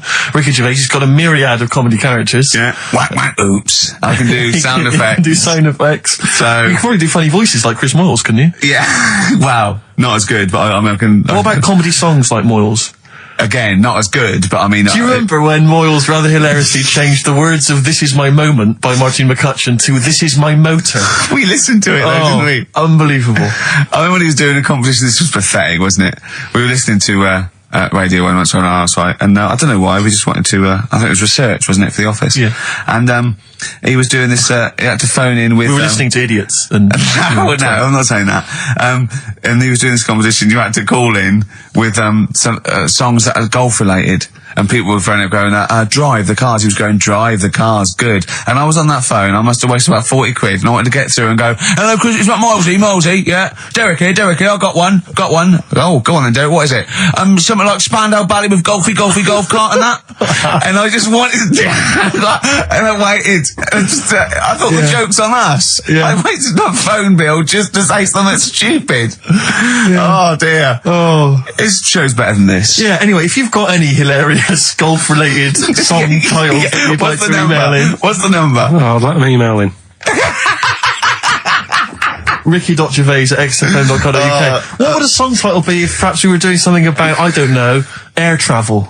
Yeah. If you've got any crazy ideas, email in. We'd love to hear them. Yeah. Brilliant. I've got a thought of another golf one. Okay. You know, Duran Duran?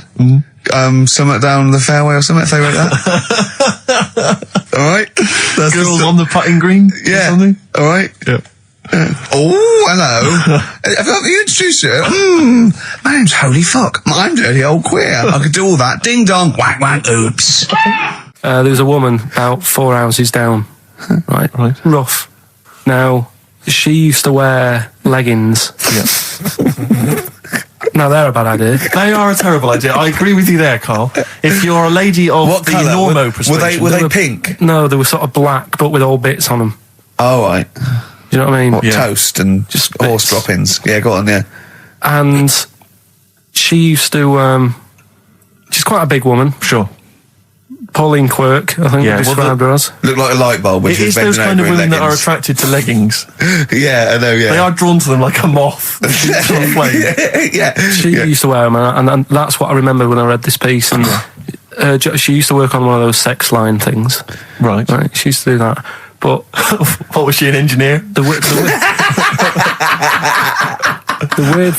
weird thing with her was, she had big eyelids Right. Go on.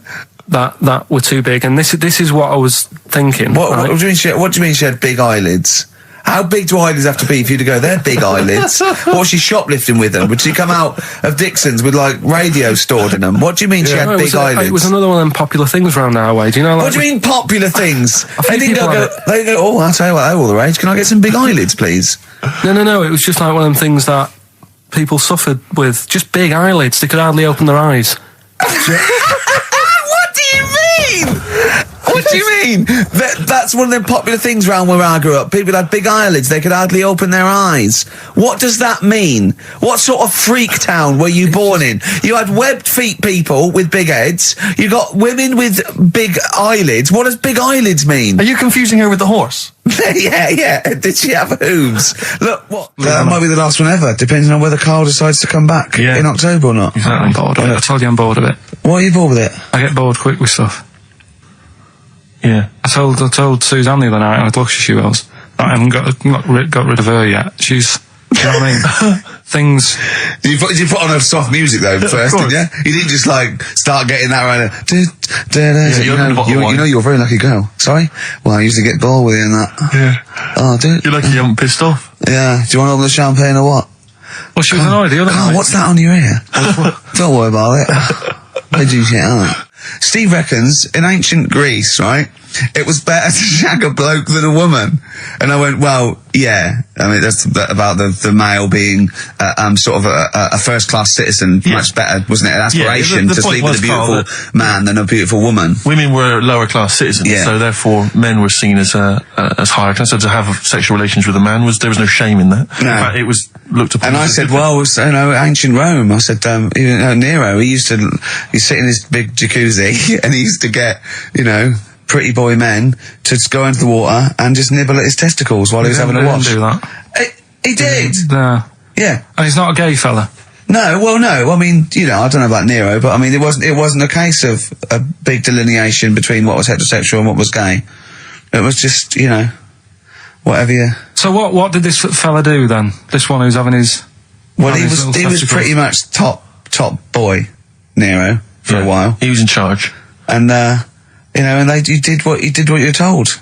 If Caesar or But why were people going round there? Why didn't they go? Oh, no, they weren't dropping in. It wasn't like the door was opening. I was just going to see what Nero's doing. It's not like when I pop in here to see you. Normally what would happen is he'd say, "Come back to my place. I got a book for you." Yeah, You pop in, but he'd come out in his pants. You'd Elton probably, John would be on. You'd have probably been like a delivery boy or a stable boy or something, and you'd have popped round there and you'd have gone, "There, right, Nero, there's the tablets of stone you wanted." And you go, "Pilkington, why you are here? Pop under." I don't know why he's French. What is that? I don't know why he's French. Just pop under the water and nibble at my testicles, and you'd have done it. Because he was Nero. I wouldn't. You would have. There's no way I would have done. Well, you would What have. have I done? I've dropped a pizza off. Yeah, you why put am I around to there? Nero's place with the pizza. Right. Pizza. Right, I'd say I've done my job. Right? Yeah. That's not the sort of tip I wanted. No, he'd have said, "Get the little baldy chap to nibble at my testicles," and you'd run the water. I wouldn't have done it. No, Well, you you have have me head done on it. the You wall. have done it, right. I wouldn't have done it. Can I just say this, Steve? Not only would you be nibbling at his testicles, you'd have been going mad. You'd have been noshing him just for extra. You'd have been doing everything he wanted. You'd have been going. He'd have gone, "I didn't ask you to do that." You'd have been going mental. They'd have been chewing, slurping, smacking, poking. You'd have chopped. You'd have gnawed his packet off. You think you're eating Walker's crisps? There'd be bubbles. There'd be flying. Oh, it'd be horrible. Yeah, why should you do it? And then someone else gets a nice new watch and there's world peace. Exactly. You're walking round, it's nice and peaceful, you know what time it is. He's swanning round, he's got a lovely new watch and there's no threat of him being bombed. Exactly. I'm quite happy the way I am, really. I don't really want. Are that you much. really? But you're on a 4. Yeah, You're on a happy scale of 4. Yeah, you're on a 4. Surely you want to get to 10. Surely the point of life is to be on 10. Yeah, but what's a 10? Do you know what I mean? No. What's a 10? Contentment, absolute contentment, joy Bliss. in your heart, Yeah. inwardly and outwardly. Not walking around with a little round mank head with your mouth open going, "What's the point of that? I've done it once." Is that why you've still got all the condoms? I've done it once. What's the point of that? Alright, we're gonna get over some air gel. Come on. 10. Just one thing that would make you happy. That would cheer you up if you were feeling low. Tuesdays off as well? I'll have the MD just, resign straight away, shall I? I honestly don't know what would make me happy just like that. Because I am happy. I know you say I'm fed up and that. Do you know what? He said he wouldn't want to be too rich. He said, because if I was too rich, then Suzanne would say, "Let's go around the world." He said he wants to be rich enough, so they're happy in that they got their bathroom and everything, but they still can't afford any more holidays a year. Think of that wish. Think of that capping your wishes. Yeah. Do you know what I mean? Putting a ceiling on your ambition. I love it. It's genius. Look at his face. Play a record. It's like if you'd won that ticket round Charlie's chocolate factory and he'd said, "Actually, Carl, I want you to take over the factory. It was a test." You'd have said, "I just wanted to look around the chocolate factory." Yeah. I'm happy to go back and live. No, he'd have said, poor. I'll work it, but I'm not working Mondays. Exactly. Play a record. Imagine giving a chocolate factory to a kid. I know. Idiot. Give it to the fat one at least. He'd enjoyed it more. It's, Carl's got a theory that Chinese people don't age well. This man was a Chinaman, right? And he was 120 or something. Yeah. Did you see a picture of him? Yeah, he's still alive. No, he's not. No, He's no, is he not? No, He's he dead. died at 120, so... He said 120 or something, but makes you wonder. What makes you wonder? Well, because they don't age well. I think he's using that. What? He's probably about 37. Oh, God! Honestly, we walked down right, and we see an elderly Chinese person, Yeah. right, and Carl would go, "Oh, I just think he is." Yeah. Like it's not. I don't understand this notion that Chinese people don't age well. I don't know where this has come about. No, I mean, I'm not having a go. No, of right? course not. I never want anyone to think I'm like having a go at them. But they are really good looking and they're healthy and that. Till they're about. I've never seen one, right? Can you scared now. can you tell me if you've seen a Chinese person who's about 30? It's either 20 or 50. There's no middle ground. This is what I came back for. This is 2 hours of absolute drivel from sorry. the brain of Karl Pilkington. Let me just check something. So the Chinese gentleman who died recently was 130. Your theory is sure. Your theory is that he's maybe in his late 30s, early 40s. Yeah. This is an elaborate conspiracy on his part, because obviously whenever they talk about the oldest people in the world, it is always a Chinese person. Yeah, invariably. they do. Yeah, I mean, they seem to win that Again. every year. Go on. So your theory is that in those small backwater villages in China, Ross McWhirter comes to a little village. they go, the and Guinness he guy's on the he way. goes, well, until recently, the oldest person in the world, how old are you? And they're so embarrassed, because they think they look about 120, they go, 120, they go, really? They go, yeah, can I have his birth certificate? No. In fact, I think this Chinese bloke it wasn't verified with the Guinness Book of Records, because he didn't have his papers. Didn't have his papers, no. So, Is this the same one or a different fella I think it trying might it be on? the same guy, I'm not sure. Trying it on. So there's a huge conspiracy amongst these Chinese villages that every when time... you get to about 50, say you're 70, because no one will believe us. Well, if you can confirm or deny that, then please email in ricky.gervais@xfm.uk. This is the Racist Show on XFM 104.9. Call in if you're anything less than a little mank. The Jamaican fella would love to live there, Go on, but it's a little bit pricey, go on. right? That What was the initial? DS. Deer Streets. Right? What? It's a Deer Street to live on. Deer Streets, oh yeah, I haven't heard of them. They're a band. That's Dire Straits. No, it's not Dire Straits! It's not Dire I'll Straits! say- Deer Streets! The Jamaican fella. Go would on, love to then, live go on, there. make it sound like that. Like Deer Streets. Deer Streets. Do it again, no, it's still not, keep going. I haven't got it yet, go on. Deer Streets. Deer Streets. They got that one as well, so... Alright, well, let's hear the one they Can didn't I do get. an impression of a Jamaican fella saying Dire Straits? Right. Dire Straits. The first It's not one the same! did a little pirate radio show from the... got kicked out because they found out, and apparently I put the station at risk because all the stuff could have been taken off us. But from Little Acorn, 16 years later, he's on a show with less listeners. Yes. Brilliant. Can you imagine if you've gone into hospital, you're already pretty depressed, there's the fear of these super bugs in the hospital. Yeah. Maybe you've got some quite serious illness, you Yeah. don't know if you're going to make it. His voice is what you hear to cheer you up. Alright, weird, isn't it? I saw a programme about a parasite the other night. Yeah. Apparently, they get in through your eye and eat their way up through your genitals. Anyway, You here's think you've got it Radiohead. bad? Yeah, exactly. Play a record, Carl. Stone Roses, yeah? Oh, Fool's Gold. Classic. All he saw was the name of the band that this email was promoting. So all he saw, all Carl saw, and you can imagine how excited he was all he saw was half man, half biscuit.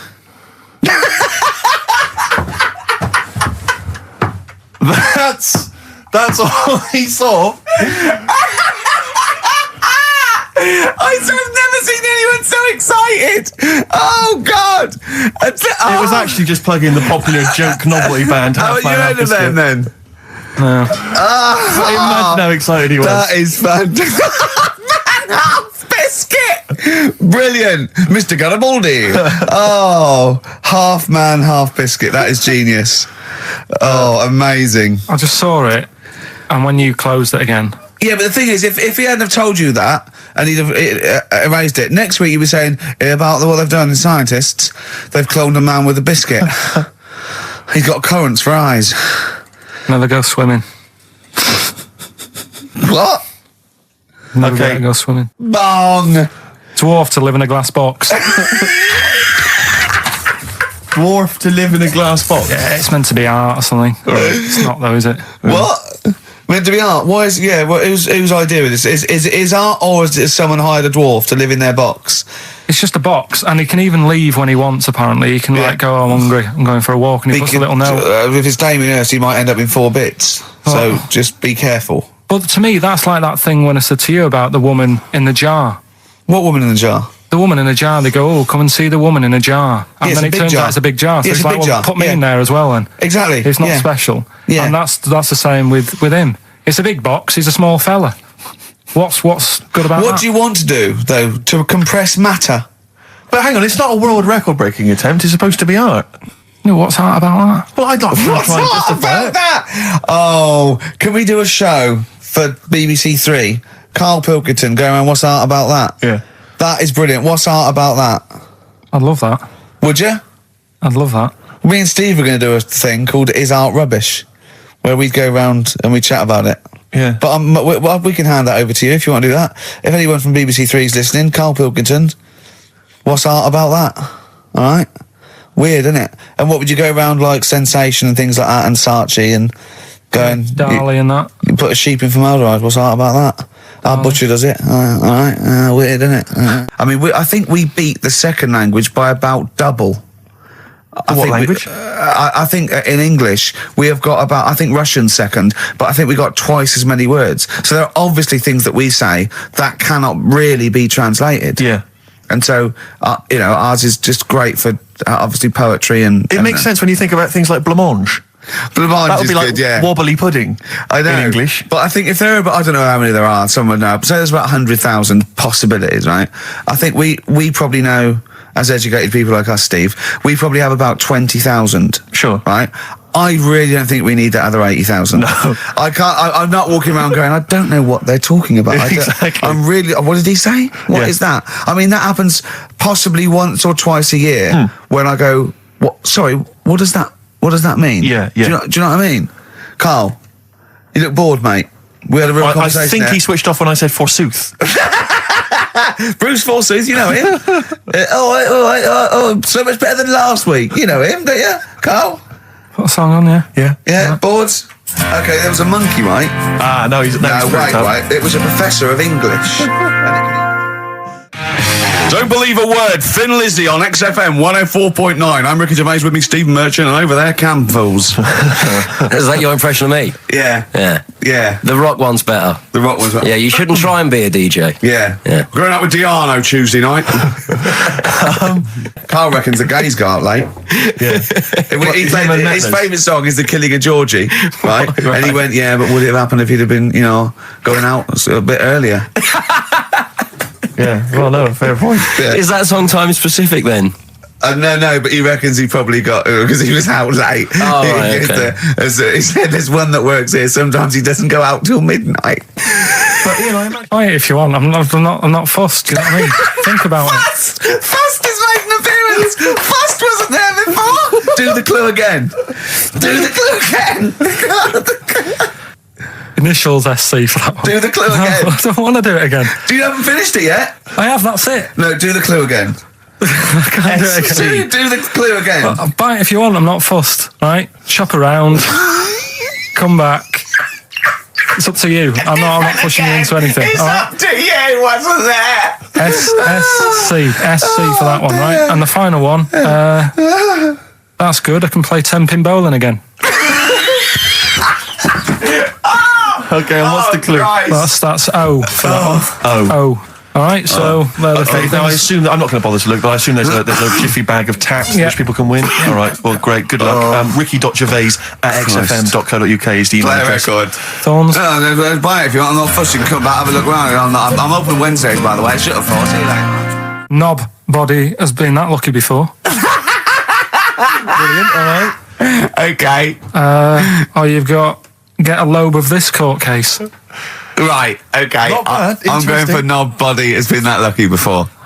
Right, it's a story about this kid who was born, right? Was he? Yeah, he was popped out, and the dad and the mum saw the baby, and he was like, oh, that's a good-looking little kid. Sure. And they were proud and that. And then... They're surprised that it's a good-looking little kid. It's Yeah, theirs. yeah. Like it could have been a frog, and they'd have gone, "Oh, he's got your eyes." And then the doctor goes, yeah, it is, but look at that. What? He said, he's a boy and hasn't got a knob. I love the doctor saying that. I love this GP. Right. Oh, this midwife saying that. Oh, I love little boy. Yeah, but no knob, baby. Mr. and Mrs. I mean, think. Right. No, but I'm speeding it up a bit. All right, come on. So the baby's Right, so the born, baby's like and that, doctor says and it's a the lovely doctor baby, says put it that, on. and the woman's like, oh, it's our first as well, and stuff, right? She's really gutted. She's living. What's the second going to be like? So, Go ahead. Just a knob. doctor says, you know, We'll call it Carl. All right, go on. Right, go on. so the doctor says, well, I'll leave it with you for a bit, get used to the idea, right? As opposed to throwing it away. So he wanders off. Yeah. He comes back with a smile on his face, right? Found the knob. So the mum and dad are like, what are you smiling about? He said, you're not going to believe this. Baby's just been born. It's got 2. Right? You can have one of them. And they did a little operation. Where did you get this information from? That's in a book. What book? Is it the same as the book that you carry round with you? No. With the woman with 3 legs, the juggler with 9 arms, and the bloke who found shagging a chicken under a rock. Is it in that book? Weird though, isn't it? Well, it's not true. It is true. What, in the same hospital, there was a baby born without a knob. Luckily, Carl. It happened. You're not, mate, you swear to God you're not making The it up. doctor making it came up, back honest to God. smiling because you won't believe it. There's a baby there with an excess of a knob. It happened, honestly. I'm not, all these things are not made up, the educating stuff. That's why I do it, innit? Teaching you stuff, always teaching you stuff. Fair enough. All right, if anyone can confirm the baby with no knob, they're the going to baby with confirm it 2, because they're going to go to the same dubious website that Carl got it from. I always try to be level-headed and reasonable in these situations. And it's You always ignore it. Guatemala or Mexico. Rodriguez was born without a knob. Luckily, baby next door was one of 2 knobs. What a load of shite. Play a Play a tune. record. There's still more to come. Oh, I'm looking forward to it. Was it Nelly? Nearly dead. It nearly died. Nelly died. Okay, I was interested in it. I remember reading it, and there was one element of the story. You were thinking it was going to be a cheap holiday. Well, You're not going to pay those prices. 400 quid, host seasons, you're having a laugh. That's nothing. Mansfield car park. and there was an element. It said in the news report, it said that while he was down in the ground, he began and ended a relationship with a woman. While he was down there, some fan who was a fan of what he was doing, he started communicating with her through the tube. I don't know the ins and outs of it, but they began a relationship and it ended. And I have to say, I remember thinking, when you read that there's a man. How did it end? Well, I have why no did you go idea. that this isn't working? That's twice you've stood me up. Yeah. Well, I can't get out, can I? I remember thinking at the time, I was not the sort of the ladies' man that I am now. I remember at the time reading it and thinking, there's a bloke, he's pulling women 10 feet underground through a tube. Through a tube. I'm out and about with some of the most expensive hair products on the market. I've got to sit down and ask myself some very serious questions. Oh, dear. Extraordinary. I don't know if he did the world record attempt. I don't know if he broke it. I don't know how that happened, but good luck to him. I don't know What do you mean a hole though? Like what? A proper thing, or is he moving about? How big is it? No, it was just. I think it was just buried alive in a casket. I don't know, just down there, probably laying on his back, maybe, just waiting for little bits of water. But could he get out if he wanted to? Well, yeah, he could say, "Can you get me out?" He couldn't just leave and then come back. There was people. So someone's there then. No, they buried him and were saying, "Wow, we better go back in a couple of weeks, see how he's doing." What do you mean, someone's there? Of course, there's someone there. Norris McWhirter, for one, I'd imagine, going 3 days, just a few more to go. And why? Is it Norris or who's alive? Ross or Norris? I think it's Norris. Right, You're yeah. thinking of, yeah. Dick's son, yeah, he was a barber. Barbara Dixon, right? Dixon. Well, again, Barbara Dixon. Right, Her name wasn't Barbara Dixon, was it? So that's that one. Did Ronnie Corbett ever say, "Ladies and gentlemen, Miss Barbara Dixon"? The second No, one. he never did he? He never did. 104.9 XFM, Ricky Gervais, Steve Merchant, Karl Pilkington's pressing the buttons. We're playing some great moments from the last 3 weeks. And some great records, Steve, from the last 2 weeks. That's true enough. Yeah. We're not actually here today. What are you up to today, Rick? It's 8 hours earlier, so this is about 2 o'clock probably. Mm-hmm. So it's about 6 o'clock in the morning. I'm still in bed, mate. I'm asleep Okay. in my hotel room. Now, where are you? We're in LA. Los Angeles. Yeah. City of Angels. Yeah. City of Angels. Yeah, and so that's what we're doing. We're doing stuff like that. That's why we're not here. We're not here next week either. So next week is the best of this week. All right, so here's the first bit. You were going to tell us a little story about Just a Volvo past my estate? test, Yeah. my parents had a big Volvo estate, and there's quite a big Oh, I car don't to drive. drive. My parents didn't have a car. But I know you don't drive cars, Rick, but it's quite a big car to drive if you've just passed your test. It's safe though, isn't it? It is very safe. That was the thing. Yeah. And I come from the West Country. Obviously, there's quite a lot of windy lanes. around No, there. you're joking, do you? They have cars there. Oh, here he comes. Blimey, Carl. Learned on a tractor, automatic it was. Do you want me to tell it or not? Oh, don't give up the accent. Oh no, I'm not a Wurzel. Go on. Go on. So I went to this You party. never got him being from the north. Not when he's telling an anecdote. He's never told an anecdote. Oh yeah, fair point. Yeah, go on. So I went to a party and I was quite excited because I had the car, the motor, and there was a chick heading down to the party that I was like, I had my eye on. And I thought, now I've got a car and going to the party, it's going to be amazing, right? You glass and eyed, various friends had said, like, can we get a lift? I thought, yeah, groovy. Yeah, I'll pick up the chick as well, who's a friend of a friend. Yeah. So cruising down to the party in the motor, the Volvo estate, and there's nothing sexier than that. Slipping a little bit of Billy Joel on the stereo or whatever. Something classic. Exactly. and maybe it was Billy Ocean. I think maybe I was quite a Billy. Maybe it Billy was thing. get out of my dreams, get into my car. Ideally. Yeah. So I get to the party, and inevitably it was one of those house parties where the chick that I had my eye on, she kind of was chatting to other guys, and she wasn't really paying attention to me, and I was sort of... Trying hard to get, was she again? Same old story. Oh, they make me They know laugh. how to tease, don't they, the make me ladies? laugh. Who are they kidding? So I'd follow her like a dog, from room to room. Yeah. And watch her Quite while... literally, sometimes he was barking. Yeah. Go on. And while, just watch her while she talked to other blokes. And then, obviously because I was driving, I wasn't drinking, so I was not really enjoying myself. And then somebody said, should we go and pick up Vera? And I thought, right, okay. And they went, Steve's got a car, let's all leap in there, we'll go pick up Vera. And this girl was like up for it as well, so I thought, brilliant, I'll be back in the car with her, away from all these lads. Yeah. One guy she had her eye on, he came as well, I was a little bit annoyed. Yeah. But anyway, he was in the car, so I'm driving down these country lanes, just driving along, and they're directing me, they're saying, go left here, go right. And then suddenly we stop, and one of them goes, just drive into that field, this pitch black field, right? And I'm sort of, well, it is my parents' car. Just drive in the field, Steve. I'm thinking, well, I don't want to, not seem like I'm a hard, cool, crazy kind of guy, because the chick's in the car. So drove the car into the field. They all leapt out, started running off into the darkness, shouting, Vera, Vera, Vera, where are you? So I'm just sort of sat there in the car waiting. Wasn't Vera Lynn, was it? Because she likes to hide in fields. Bizarrely, it wasn't. Right. It was I was just left in the car on my own with Billy Ocean, and suddenly, at the darkness, they come back holding a Vietnamese pot-bellied pig that they had stole from a nearby farm, and they knew that the pig was called Vera because someone knew the farmer or something.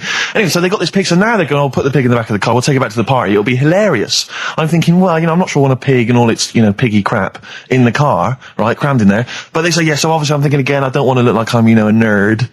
I'm terrified of that, Rick, ever happened. Yeah. So, yeah. So you go, hey, bring the pig into the car. Exactly. I'm no nerd. Exactly. Yeah, go on. So now we drive off again. I got this pig kind of screeching in the back of the car, and they say, stop again, let's do some cow tipping. And they do that old thing, about the fact because cows sleep standing up, don't they? So you can push a cow over and stuff. Yeah. So they're having a wild time, hilarious. So this time, now we get to a sort of dead end in the road, and they say, well, turn around, let's go back to the party. And I'm thinking, fine. Try and do a 3-point turn in this very narrow country lane, right?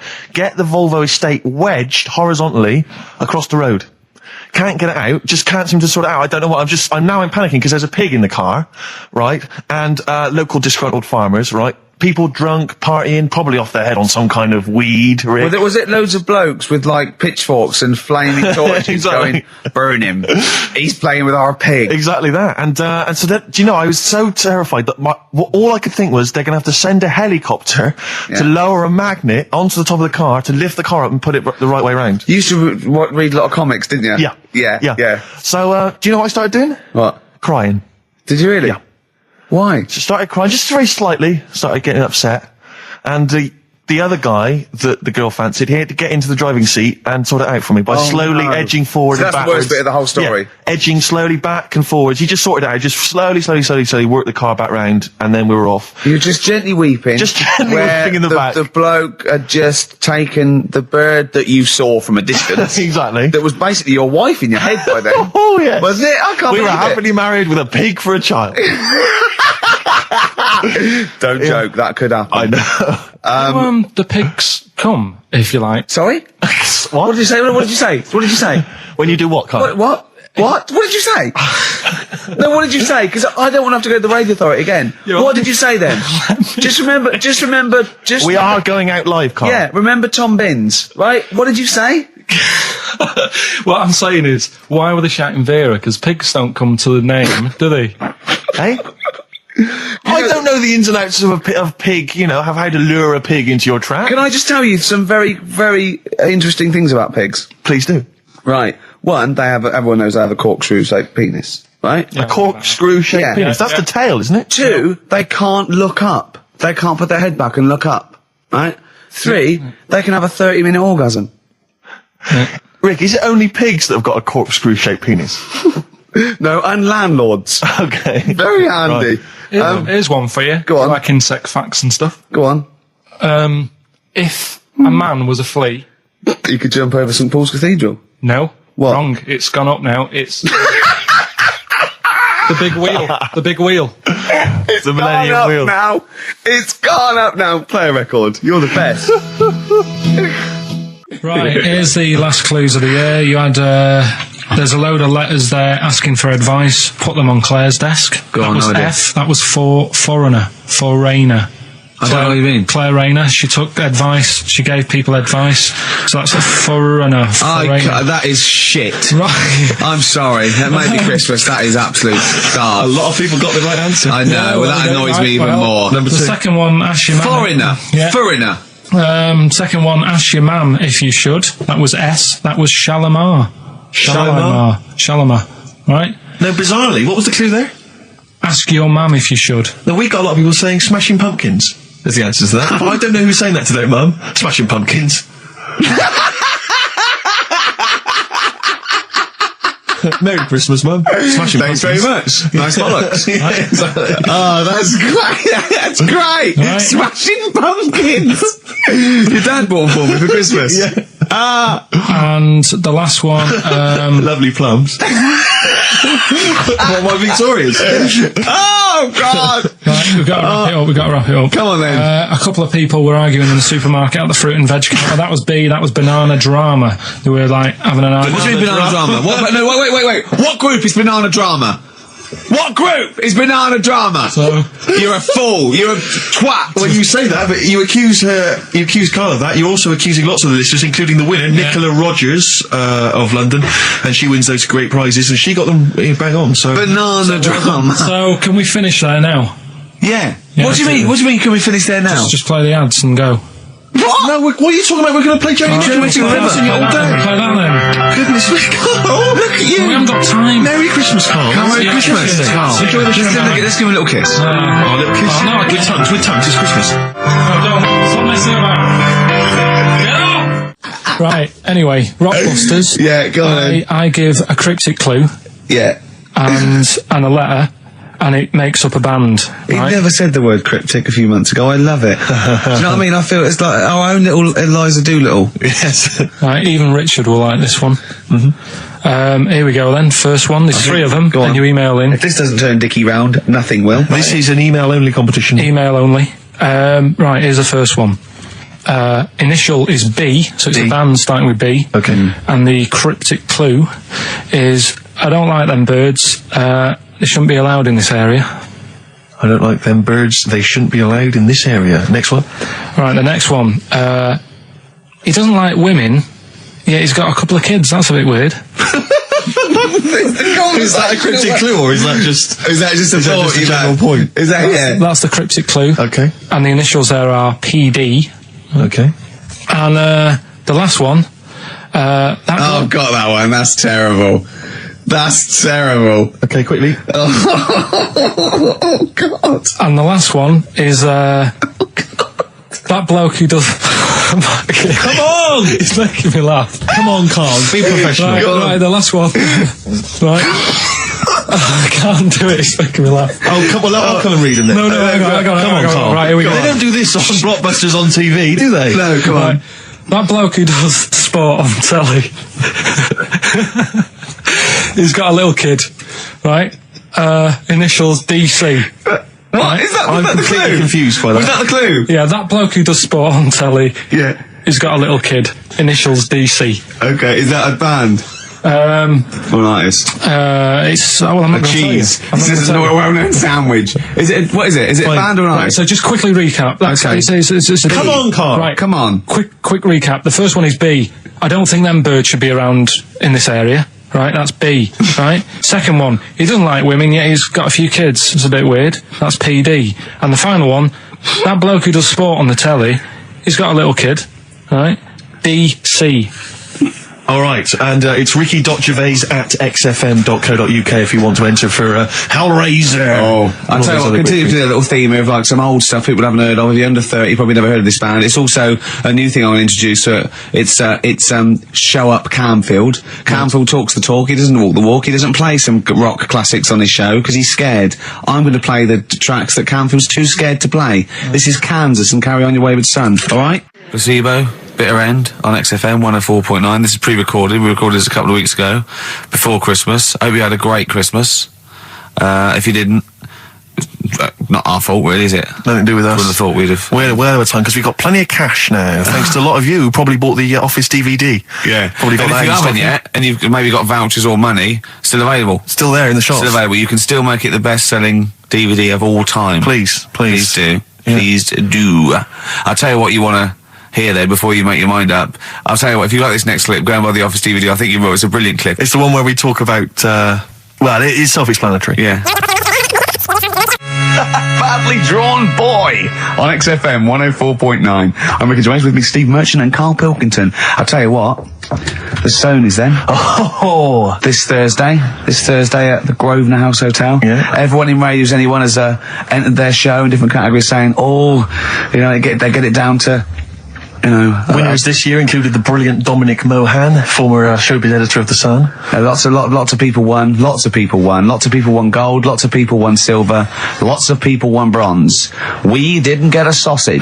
Nothing. This show was deemed not worthy of anything. I mean, not a look in. The panel looked at it and said, well, no, definitely is not radio. Didn't get a vote. See, that annoys me on so many levels. Let me tell you one, right? I've never complained about losing an award, okay, ever. Yeah, mainly in TV. I know we've won a lot, but we've been beaten by Peter Kay. Good luck to him. He's brilliant. Beaten by Phoenix Nights, the sitcom. A lot of people like that more than the Oscars, vice versa, right? No qualms. But the shoddy shite that I heard that night beating us, I was furious. I don't understand. There's people regional. It sounds like hospital radio, right? I shouldn't even be on XFM. I thought, it's beneath me. Yeah. And I thought, well, I'll give them a hand, right? Let's show them. And I want to know who the panel was as well. I do not believe it. How can they I was looking back over some of the shows, right, before I get Carl, and I've just done a little excerpt of, a trailer of what we do, what we're about, and I don't know how the panel could overlook this. Play a bit, Carl, please. Shaking her muff, minge and tits around does not make her a hoe, then what does? These kids at school with big heads. Carl, what are you talking about? Oh, my name is Holy Fuck. Right, Yeah. there's this monkey that was on a train station. Right, that's it. What if you mean cock to mean penis? It was my Down syndrome son. Oh, chimpanzee, that monkey news. So we've still got monkey news coming up. You're an idiot!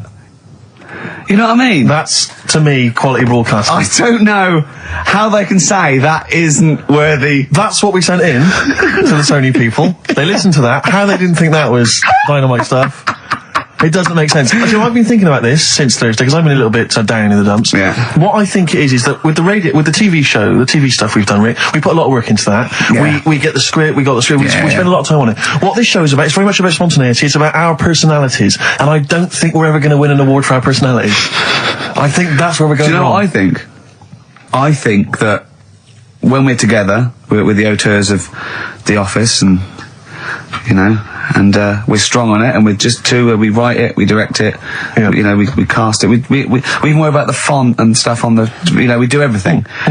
There's a weak link in our midst, I think. On the radio show? Yeah. Right, well, I'm just trying to think what the common factor is, because on the award-winning TV show, it's Bliss You and I, Yeah, I don't know. Well, I'll tell you what, can we play a record and let me think about this, because there must be something there's got to be a factor. that isn't in The Office that's in this, that means that The Office is award-winning and this is a pile of shite. It's interesting. I mean, I don't think our number one fan, Dickie Anderson, Richard Anders, was on the panel. Although he here has emailed in. He's got a couple of thoughts as to maybe why we. What is Dickers doing, man? Dickers says, commiserations on not winning a Sony. I can't believe you didn't win. Naturally. I mean, apart from your show's obvious lack of quality and effort, having a monkey for a producer, offering the biggest load of tat as competition prizes, saying hairy Chinese kid 48 times every show, Rockbusters, not bothering to turn up for weeks on end, only having 3 listeners, introducing the comedy characters Camp David, Harry Fook, which I think he spelt wrong there, Stephen Merchant. I'm not a character.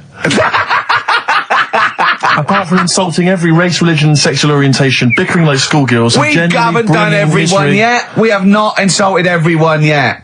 There's loads to go. Despite the fact you generally bring misery into the lives of anyone who listens, I thought you were surefire winners. Better luck next year. Well, I mean, a couple of constructive, criticisms there, but generally, I still can't nail it. was he on the panel?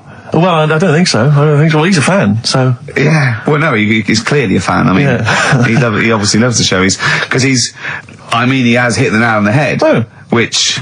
Yeah. But what should we do? Should we give up or should we try harder? That's always my dilemma in life. Sure. Yeah. I mean, I've always gone for the first one. Give up. Yeah. Why bother? Yeah. If they can't see, just give us the award. Yeah. And then worry about it later, and we won't let them down. Yeah. Now they've got blood on their hands. Mm. We're gonna. Yeah. What should we do? Give a couple of months notice? I think so. Okay. Well, there you go. I mean, seriously. I mean, I think. I'm not being serious. I'm not being wacky now.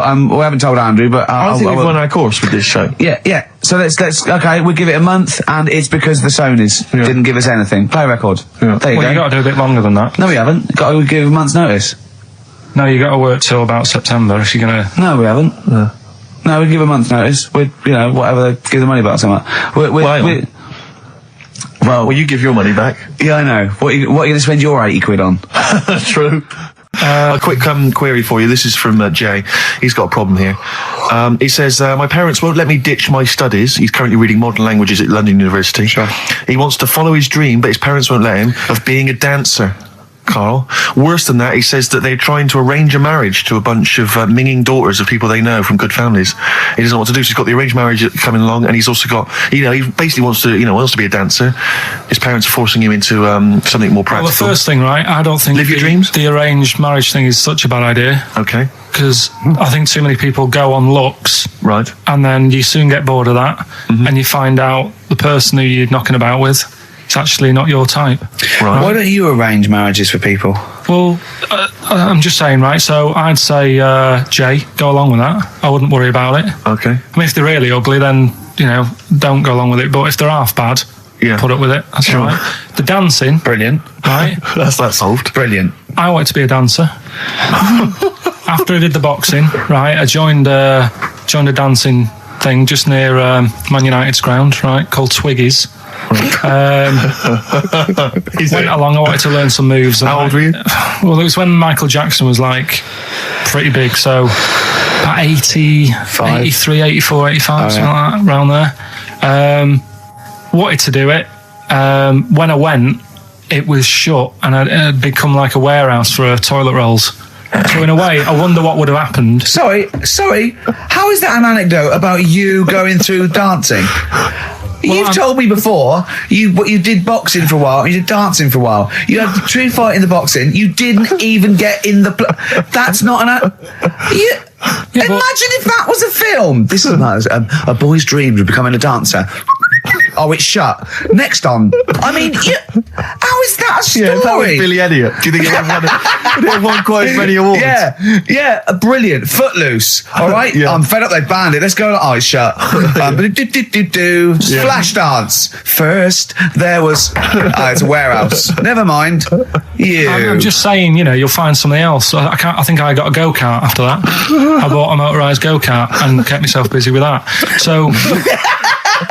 There's always other Just things. think, Alan Bennett has to sit down and really sweat over his stories. Yeah. He just opens his mouth. You are a living Alan Bennett character. So that's So that's solved. Well, Jay, don't worry about that. There's no emotional problems I can foresee if you follow that advice. So the advice there is do an arranged marriage. if she's not Not ugly. minging, if Yeah. she's not completely minging, and don't worry about dancing, get a go-kart. Cheers. something else we're giving away. The Shining. It's just more throwing away, isn't it? Once again, Is it on video? Once again, it's on VHS. Just because you buy it out of your own money, Carl, stop being so mean. And I want to watch it tonight because it's one of those films that So you're going to watch this video and then you're going to send it to someone as a prize. yeah, it's one of them films that Oh, sorry, what you just said yes to that without blinking. well, yeah. You don't think like Les Dennis doesn't have a quick go in the car on Family Fortune before he gives it away? It costs Jim Bowen has $5.99. a go at those his and her towel racks. It costs $5.99, Carl. Okay, this is Carl in the classic The Shining. And what's the question? Well, we might ask that afterwards. Okay then.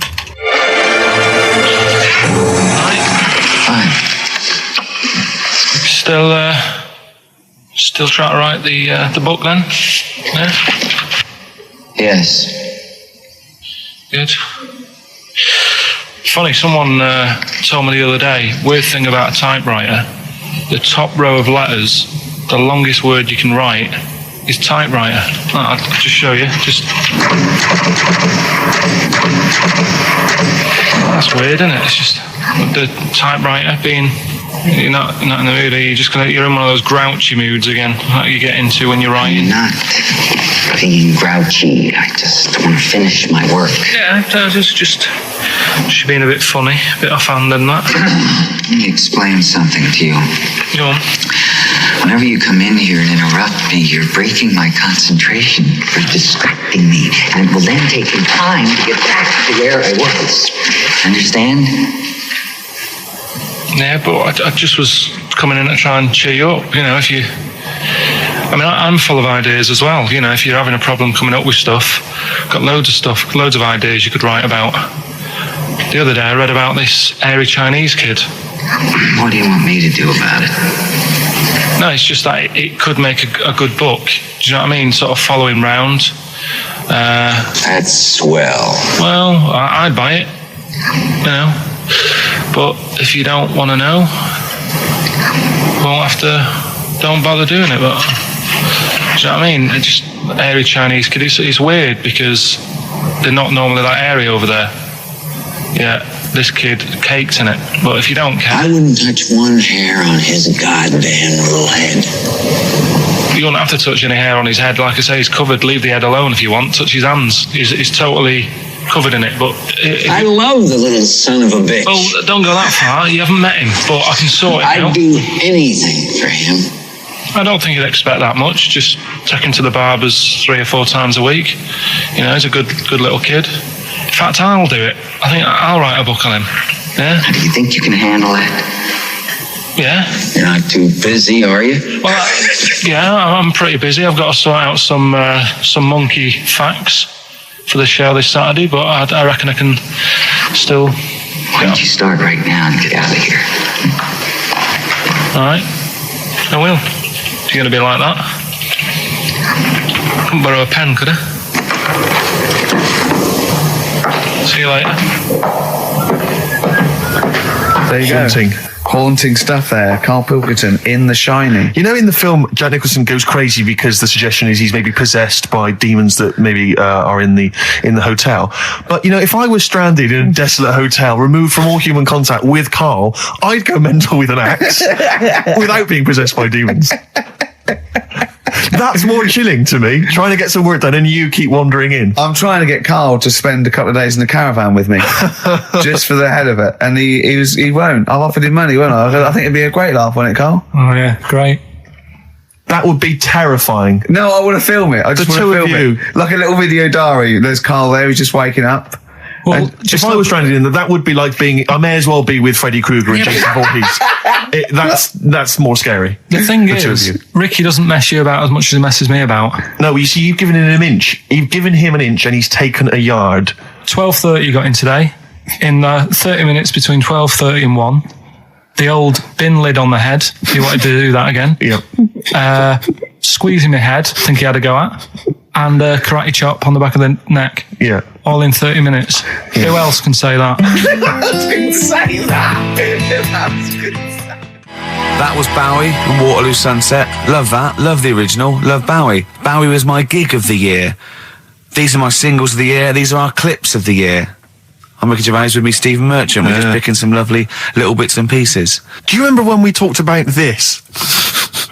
Look at Carl. I love that look at Carl. Carl is looking back and forth. You know when you sort of you go to a cat and it looks back and forth between two people. That's very much like Carl's looking at us now.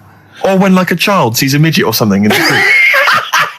They're just transfixed, aren't they? And the parents go, don't stare. When we were pushing Ash, yesterday, our producer's in a wheelchair, and we were pushing him He's through not the a midget, we should make that No, he's not a little midget. He's not tall.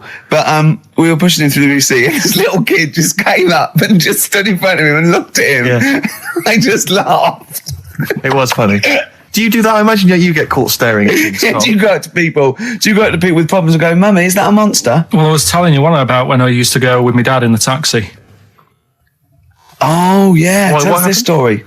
Well, Your father was a taxi driver? my dad he had loads of jobs, which he did back then, and they don't do that anymore, do they, people? They don't Have a variety of loads of jobs? stuff. Sure. But at one point, he had a black cab, and I used to go with him. Used to get a beer crate and put it in the front of the black cab, and sort of sit just next to the meter. And anyway, we got this call, and like the guy on the end of the radio said, "Oh, you've got your son with you, haven't you?" So he said, "Yeah." So it's just like, we've got to pick up at number 11 Village Lane or whatever. And I said, all right. And it was this woman. It was like a woman version of the Elephant Man. Wow, the Elephant Woman. Yeah, it looked like... it was really strange because I was in the front of the cab, and when you're a kid, if something looks odd, you're a bit scared of it, aren't you? Yeah. And my dad was like, look, be all right. And we're driving towards her. Don't worry, son, I've got loads of buns. And just to I think I'll just throw one down the street if it lets you run after it. You're being mean, right? I am a little bit, yeah. How old were you, 18? No, I was about 12 or something like that. 11, 12. And as we got closer to her, it looked like she was holding like a bag of spuds on her shoulder. For a snack. Right. And her head was all a bit mangled and messy and that. And my dad said, whatever you do, don't stare at her face. Yeah. And she got in the Because you back. turn into stone. Well, she got in the back, and I had like the mirror, the driver's mirror thing, and sort of having a look, trying to work out. And he said, don't stare at her face. I couldn't work out where her face was. It was that weird. Oh, God. So I'm not sure you're from Manchester. I think you're from, like, Narnia or something. Yeah, you got frog boys walking around. The Lord of the Rings. That got like the claws of a lobster and the head of a toad. Yeah. And you got women getting in with spuds for heads. I mean, what This is not Manchester. is This is not the place you grew up. This is madness. Oh, you can't believe it in London, can you? You come down and you go, look, symmetry. It must be amazing. It must be a thing to do with upbringing now, mustn't it? And because, again, do you know, I've said to you before, years ago, when I was a kid and didn't have any worries, good-looking lad, you go through it a bit, have a few more worries, and you look knackered. Now, back there's a lot more worries and stuff, so you get a lot more freaks. Whereas in London, everyone's like happy, aren't they? I love the fact that stress can cause your fingers to fuse and your heads to grow. No, but if She must have been really stressed to have a head. Yeah. She was she an accountant or something? You know what I mean? But what did she do? What did she say? Where was she going, by the way? She couldn't speak. London Zoo, please. I think she was going to like To the pet fair. shop. Seriously, honest to God. On my mum's life, she was. Because at the end of the day, that's a good thing with animals. They don't judge you, do they? She's not She wasn't an animal. She's a human being. Not actually an elephant. No, but you know the Elephant Man was not actually an elephant. You understand that? He's got no elephant genes in him at all. No. That was just a cruel name people gave him. Yeah. No, it's the name of the disease, isn't it? Elephantitis. Look, so listen. So this woman, why was she going to a pet shop? She was going to a pet shop. What, to find a husband? Like, play a Is song. this true? No, it is true, yeah. Oh, God. I'm not taking the mickey because it must be really bad for Of you. course it is. Carl, I we need to haven't- ask. I'm going on to you today about cutting myself shaving. Yeah. I was going on about that. To think that she's probably not alive now, but to think, But you're saying that you're going to say this is a worse problem than a little cut shaving, aren't you? yeah. Yeah. Do you know what I mean? I The think things you're that right. Carl, you worry about. there's a couple of key questions I need to ask. One, if she couldn't talk, Yeah. how did she tell your father where to drive her? Did she have it Probably written got on a some note? help Did she for that. point with her nose? Yeah. Right, this has got silly. Pick your song. But and also, finally, where did you say she lived again? It was like in a village, a little small village. Right. Just hidden out of the way. All I'm saying is we could maybe get like some sort of coach, book some coaches, get a coach party up there to have a look at her. So, Take some photos. And now You can make some lemonade. the offspring of a woman and some spuds. Yeah. just animal facts. I remembered one in the week. Go on. There was, do you know them two gay American men who have tigers? Okay, the two gay ones. Those Yeah, are go the on. Two possibly gay tigers. guys. Yeah, let's not worry about libel law anymore. Then, or yeah, If you go on. shave a tiger's head, Whoa. Right, okay. You've got to treat that sentence with a lot more reverence than you did. Think what you're saying. If you shave a tiger's head. not just his head, its whole body. If Oh, sorry. Sorry, yeah. So I thought you were getting weird. Go on, then. Yeah, if you shave a tiger, yeah, go on. it's still stripy underneath. The skin's. Is it like rock? It goes Is it like all the way through? Yeah, Yeah, that's amazing. Where did you hear that one? I remembered that. Like I was Was that watching. a drunk just shouting it in the street? I shaved a tiger and it's still stripy. Get out of here. Yeah. Well, you know a polar bear? Come on. Polar bear's skin is actually black and its fur is transparent, not white. And it gives the illusion. So it gets all the radiation possible from the sun, but it's still camouflaged.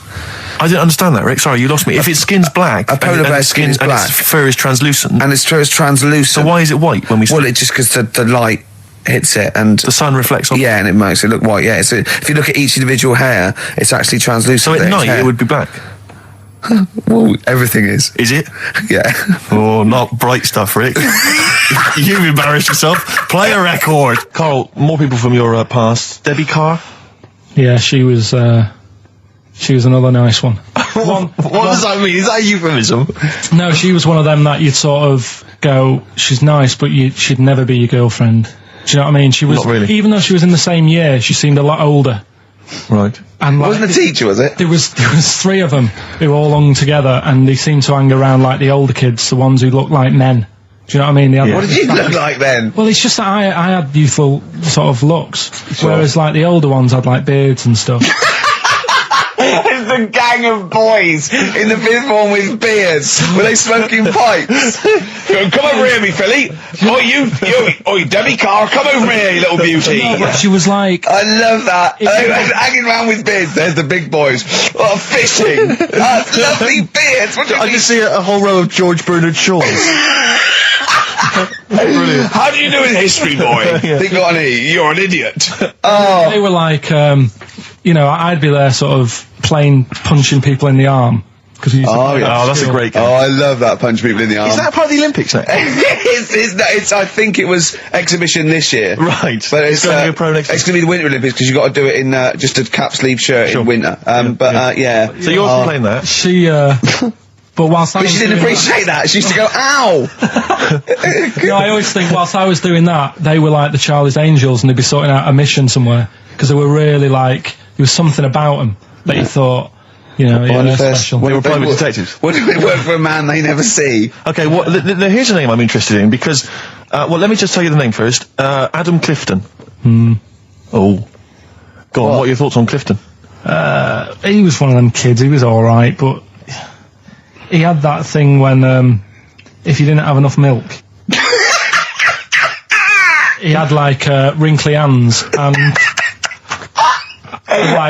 white bits in his nails. Oh, Because you didn't have enough milk. Yeah. So therefore, you didn't like him because you didn't get enough milk. This is not to be confused with the two people with the big heads and the webbed feet, is it?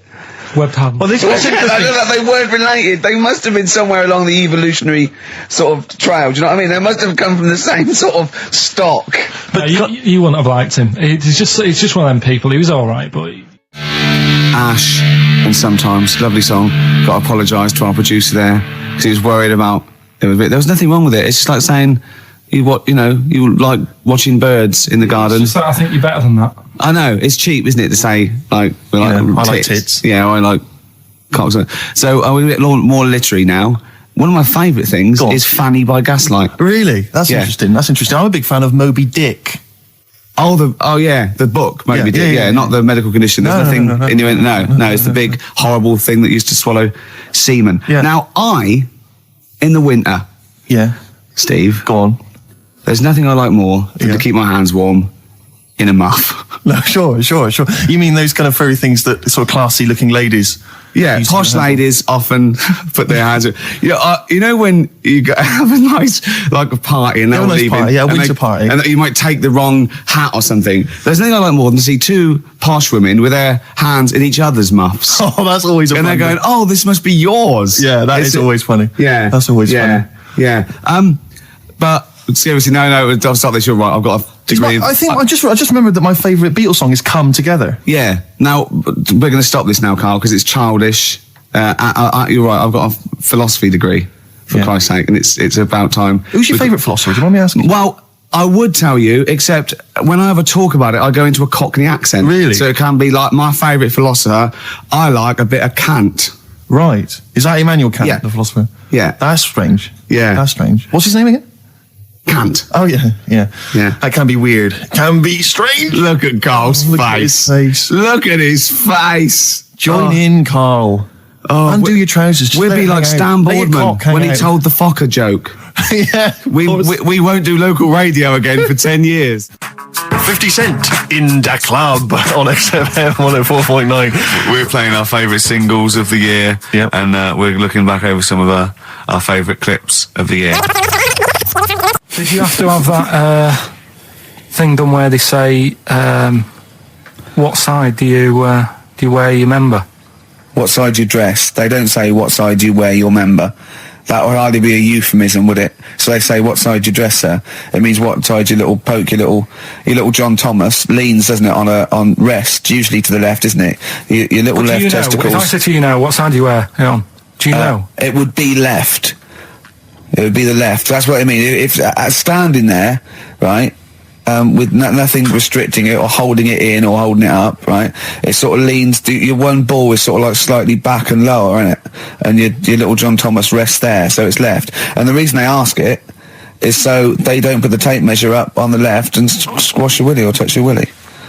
So it's nothing to do with like, well, you'll need a bit more room of sort of more material on that side, or. Well, no, I don't think they compensate. It's just when they when they stick that up into your groin, they don't want to come in contact with your The little. thing is, I don't know what side I wear stuff on. I just sort of pull my pants up and wherever it wants to go that day. But maybe it's not big enough to sort of make any, real decision. But, like now, I'm sat here, right, with my jeans on. I don't know where I am. Well, that's clear from hearing you talk. No, but what I mean is, if a fella said to me, what side are you, what side's your member on? Member? What is this the use of the word member suddenly? I'd go... Well, it's usually not appropriate. And also, I imagine in the old days, they had big baggy pants that used to sort of like hang down. And now, like with those stretchy boxers and briefs, it's sort of held up in a nice neat little parcel, isn't it? So it's probably not appropriate. It doesn't come in contact with your little snake. So, did you ever, have you ever heard that? Are you telling me a tailor has asked you that and you went, what do you mean, mate? No, I've never, I've not really had one made to measure. I had one made when I was a kid, but since then I've sort of bought a suit off the hook. But when you were saying about buying a suit, I know that question sort of crops up and I don't know what the answer is. It just annoys me the way I don't know, there's no surprises anymore. Do you know what I mean? People know. What do you mean? He's going to go, right, I'm going to measure you now. Which side shall I measure? Go, well, pot luck, go on, have a look. Right, there you go. Oh, you got it. You checked me out. What do you mean there's no surprises anymore? What are you talking about? Everything you say is a surprise. Everything you say. Every opinion you have is a surprise to me. What I mean is, why aren't people just happy just to go, well, depends, doesn't it? I'll just pull the pants up wherever it wants to go. I'm happy. What do you mean? Why is this such a big issue? But Carl, when they ask you this question, they're not making a note of it somewhere. It's not statistical research to find out what the kind of common leaning is. It's a question so he doesn't touch it when he's using his tape measure. Just be careful. But he is being careful by asking the question. But what's wrong with him touching it anyway? If he's, I mean, it's only like a slight. Fair enough. But if he just sort of, knocks it a little bit, you can just go. Do that again? To me, it's the same as the prostate thing. It's just happening all over again. But the doctor doesn't go, what side's your arse on, sir? Trying to avoid the arse. He wants to go, he knows where your arse is and he's aiming for it and he wants to get it up there. He's aiming for it for a good cause. This little fella's going, well, I've got to measure his leg. I don't want to touch the knob. I'll just ask him, sir, do you mind telling me where your cock is so I can avoid it? It's a big difference. But like I'm saying to you, I'd have to have a look first to let him know. I don't know where it is now. I don't know. It could be the left, could be the right. Are you telling me you don't know where your knob is without looking? Well, what do you mean without looking? How could... Well, you're saying it as if like... Should we have a guess? Well, have a look and tell us where it is. And what are you wearing? What sort of pants are you wearing? I've got my jeans on. But you got pants on underneath them? Yeah. What are they? Briefs or boxer shorts? Boxer shorts. Boxer shorts. Well, it's probably free, but the jeans are probably restricting it. I think it's probably either in the middle, dressed in, or just slightly to the left. Have a look. We'll tell the listeners after the break where's Carl's knob. It's a good competition. Oh, brilliant! We've got to send this to the Sony Awards people. Well, big question. Where was Carl's knob? That's what people have been hanging on for. Yeah. Where was it? Well, I can't believe people have been texting in. Hey, well, guessing where it is. People saying, is it in the middle? Is it in the left? It cost them 10p. Cost them 10p to find out. Just wait, I'm going to give out the answer. You don't win anything, right? Like, strike it lucky. Right? Bottom or middle? Right. It was to the left. Oh! Yeah. I went with the right. That's annoying. See, I thought it would be to the left. If not, maybe if it was all scrunched up, sitting on your lap right, it might just pop up to the middle. Just pop out, like, Well, next week we'll be finding out where yours is. Where's Ricky's bollocks? So we're looking into animals that we get rid of. I've spoken to someone about snails. I've spoken to someone about jellyfish and that. And looking at cockroaches today. She's an expert. She's just not just some random person. No, she works in a museum, a good museum. I said I'd give it a plug. It's the one near Knightsbridge. It's got dinosaurs and that in it. It's worth seeing. Natural History Museum. Yeah. So, it's not sure. He's not sure. This is what happened.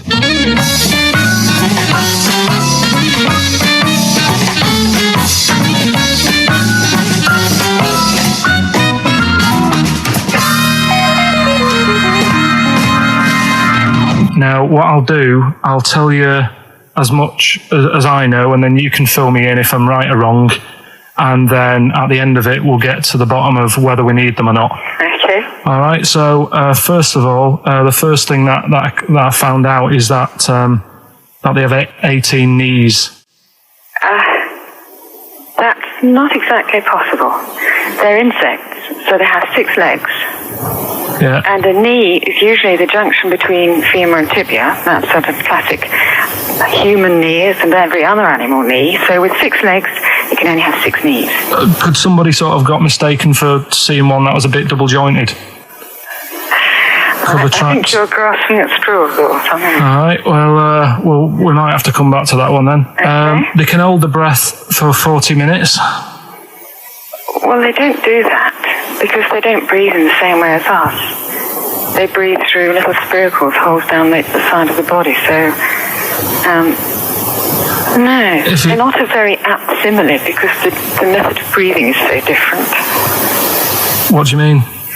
Because insects have a totally different system. They don't have lungs in the way that we do and just breathing through one part of the body. They're actually breathing through every segment of the body all of the time.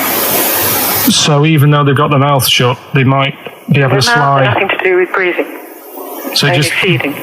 So you see, maybe that's where someone's gone wrong. Someone's got hold of one and sort of taped its mouth up or something and got bored after 40 minutes and said, well, we'll call it right. It's a unkind thing to do to an insect, even to a cockroach. Yeah, but it's all... Can't do that. Yeah, but... No. Pretty unkind thing to do anything, even a cockroach. Something else I found out. Yeah. They can live for a week without an head. Well, that's true if they don't bleed to death in the process. But the weird thing is, when I told you that they had 18 knees, you seemed a bit sort of like, don't talk ridiculous. But then we're talking about an animal that can live without an head. So there's a little bit of truth in that one, yeah? Yes. Why, when it was invented, has it got that facility?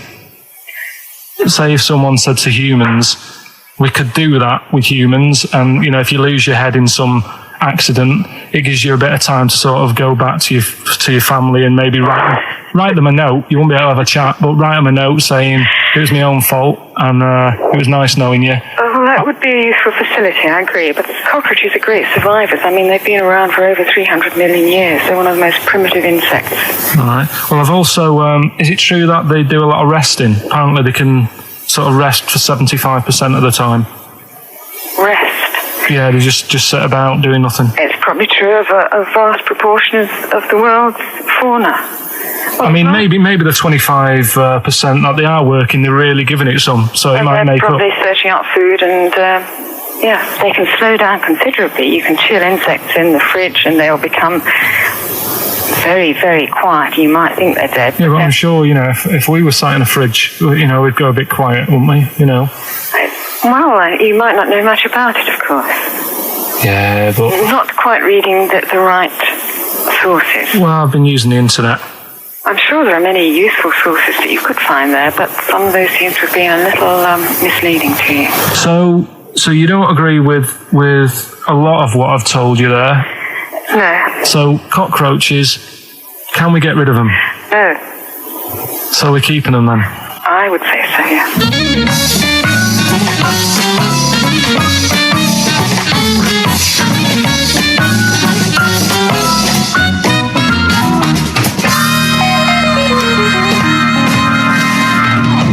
I think we should get her on more often because she sounds like she'd be a bit of an ally, really.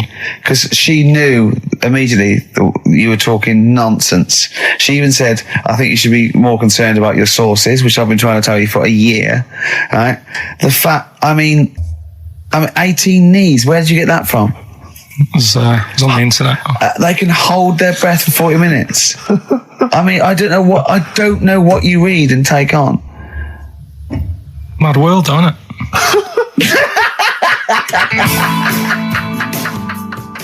And there was also a fella in the week who said that women shouldn't be wearing trousers. Why? Because they don't look good in them. What do you think? What do you think about that? It's rubbish. Yeah. These are the only things that have caught your eye over the last couple of weeks. This is the entire news. Galileo did something with light. A French fella said women shouldn't wear trousers. See, that to me wouldn't pass as education. It's not education. I don't know where you could ever use that. I don't know when that would ever be applicable to life. I just like reading stuff that sort of reminds me of... Do you know what I mean? If I read it and it gets me thinking, I think that's a good little piece. But I mean, but surely can't you just sort of like sit near something that vibrates to keep your brain going, or shake your head every now and again? I mean, what does this do? You mean it makes you start using your brain? But what aspect of a Frenchman said women shouldn't wear trousers got your mind working? What questions were you asking? Because I thought that's a bit daft, isn't it? Right? Yeah. Okay, it ends there with me. There's nothing else. There's nowhere else for me to go on that. He claims your mind's still whirring. Yeah, go on. What do you think? Let's go through this. Oh, I wish we could download his thoughts. I know. Just watch it. Yeah. Wouldn't it be great, like a DVD? Imagine that extra footage on the Office DVD. Yeah, Carl's brain. That would be with amazing. Oh, with the commentary. Go on. Women wearing trousers and that, right? On the estate that I grew up in, on right? There was a woman about 4 houses down, right? Rough. Now, she used to wear leggings. Yeah. Now, they're a bad idea. They are a terrible idea. I agree with you there, Carl. If you're a lady of what the colour? normo persuasion... Were they pink? No, they were sort of black, but with all bits on them. Oh, right. Do you know what I mean? Toast and just horse droppings. Yeah, go on, yeah. And she used to... she's quite a big woman. Sure. Pauline Quirk, I think Yeah, we described her as. Look like a light bulb. Which It is those kind of women that are attracted to leggings. Yeah, I know. Yeah, They are drawn to them like a moth. yeah. She used to wear them, and that's what I remember when I read this piece. And she used to work on one of those sex line things. Right. She used to do that. But what was she, an engineer? the weird thing with her was, she had big eyelids. Right. Go on. That were too big, and this is what I was thinking. What do you mean she had big eyelids? How big do eyelids have to be for you to go, they're big eyelids? Or was she shoplifting with them? Would she come out of Dixon's with, like, radio stored in them? What do you mean she had big eyelids? It was another one of them popular things around our way. Do you know? Like, what do you mean popular things? They go, oh, I'll tell you what, they're all the rage. Can I get some big eyelids, please? No. It was just like one of them things that people suffered with. Just big eyelids. They could hardly open their eyes. What do you mean? What do you mean? That's one of them popular things around where I grew up. People had big eyelids. They could hardly open their eyes. What does that mean? What sort of freak town were you born in? You had webbed feet people with big heads. You got women with big eyelids. What does big eyelids mean? Are you confusing her with the horse? Yeah. Did she have hooves? Look, what? Just anyway, so there's this big eyelidded woman with the leggings. And that's what I'm saying to you, though. That's when I read that story with people with trousers. Yeah. I went from that. Yeah. To a woman who used to have big eyelids. I still know the point. But then, and also the other bloke who had the eyelid problem was a mate of mine. Right. His dad had it, and same problem, massive eyelids. I don't know what that means. I don't know what that means. I used to say to my mum, I'm going round to Dave's house. Yeah. And or Drew say, Pig, as you call him. That's all right, but make sure his dad doesn't take you out in the car, because he could hardly see. He had to have his head. He had to tilt his head back to keep his eyes Make open. sure! Didn't he have a couple of matches with him at all times? What a load of gobbledygook. This began as educating Ricky. I know, it's like he was people thinking, with eyelids. But it's like you're supposed to make that leap as well. Yeah. If I mention the trousers, Ricky will probably be thinking about people with big eyelids and women wearing leggings. Play a record, Carl.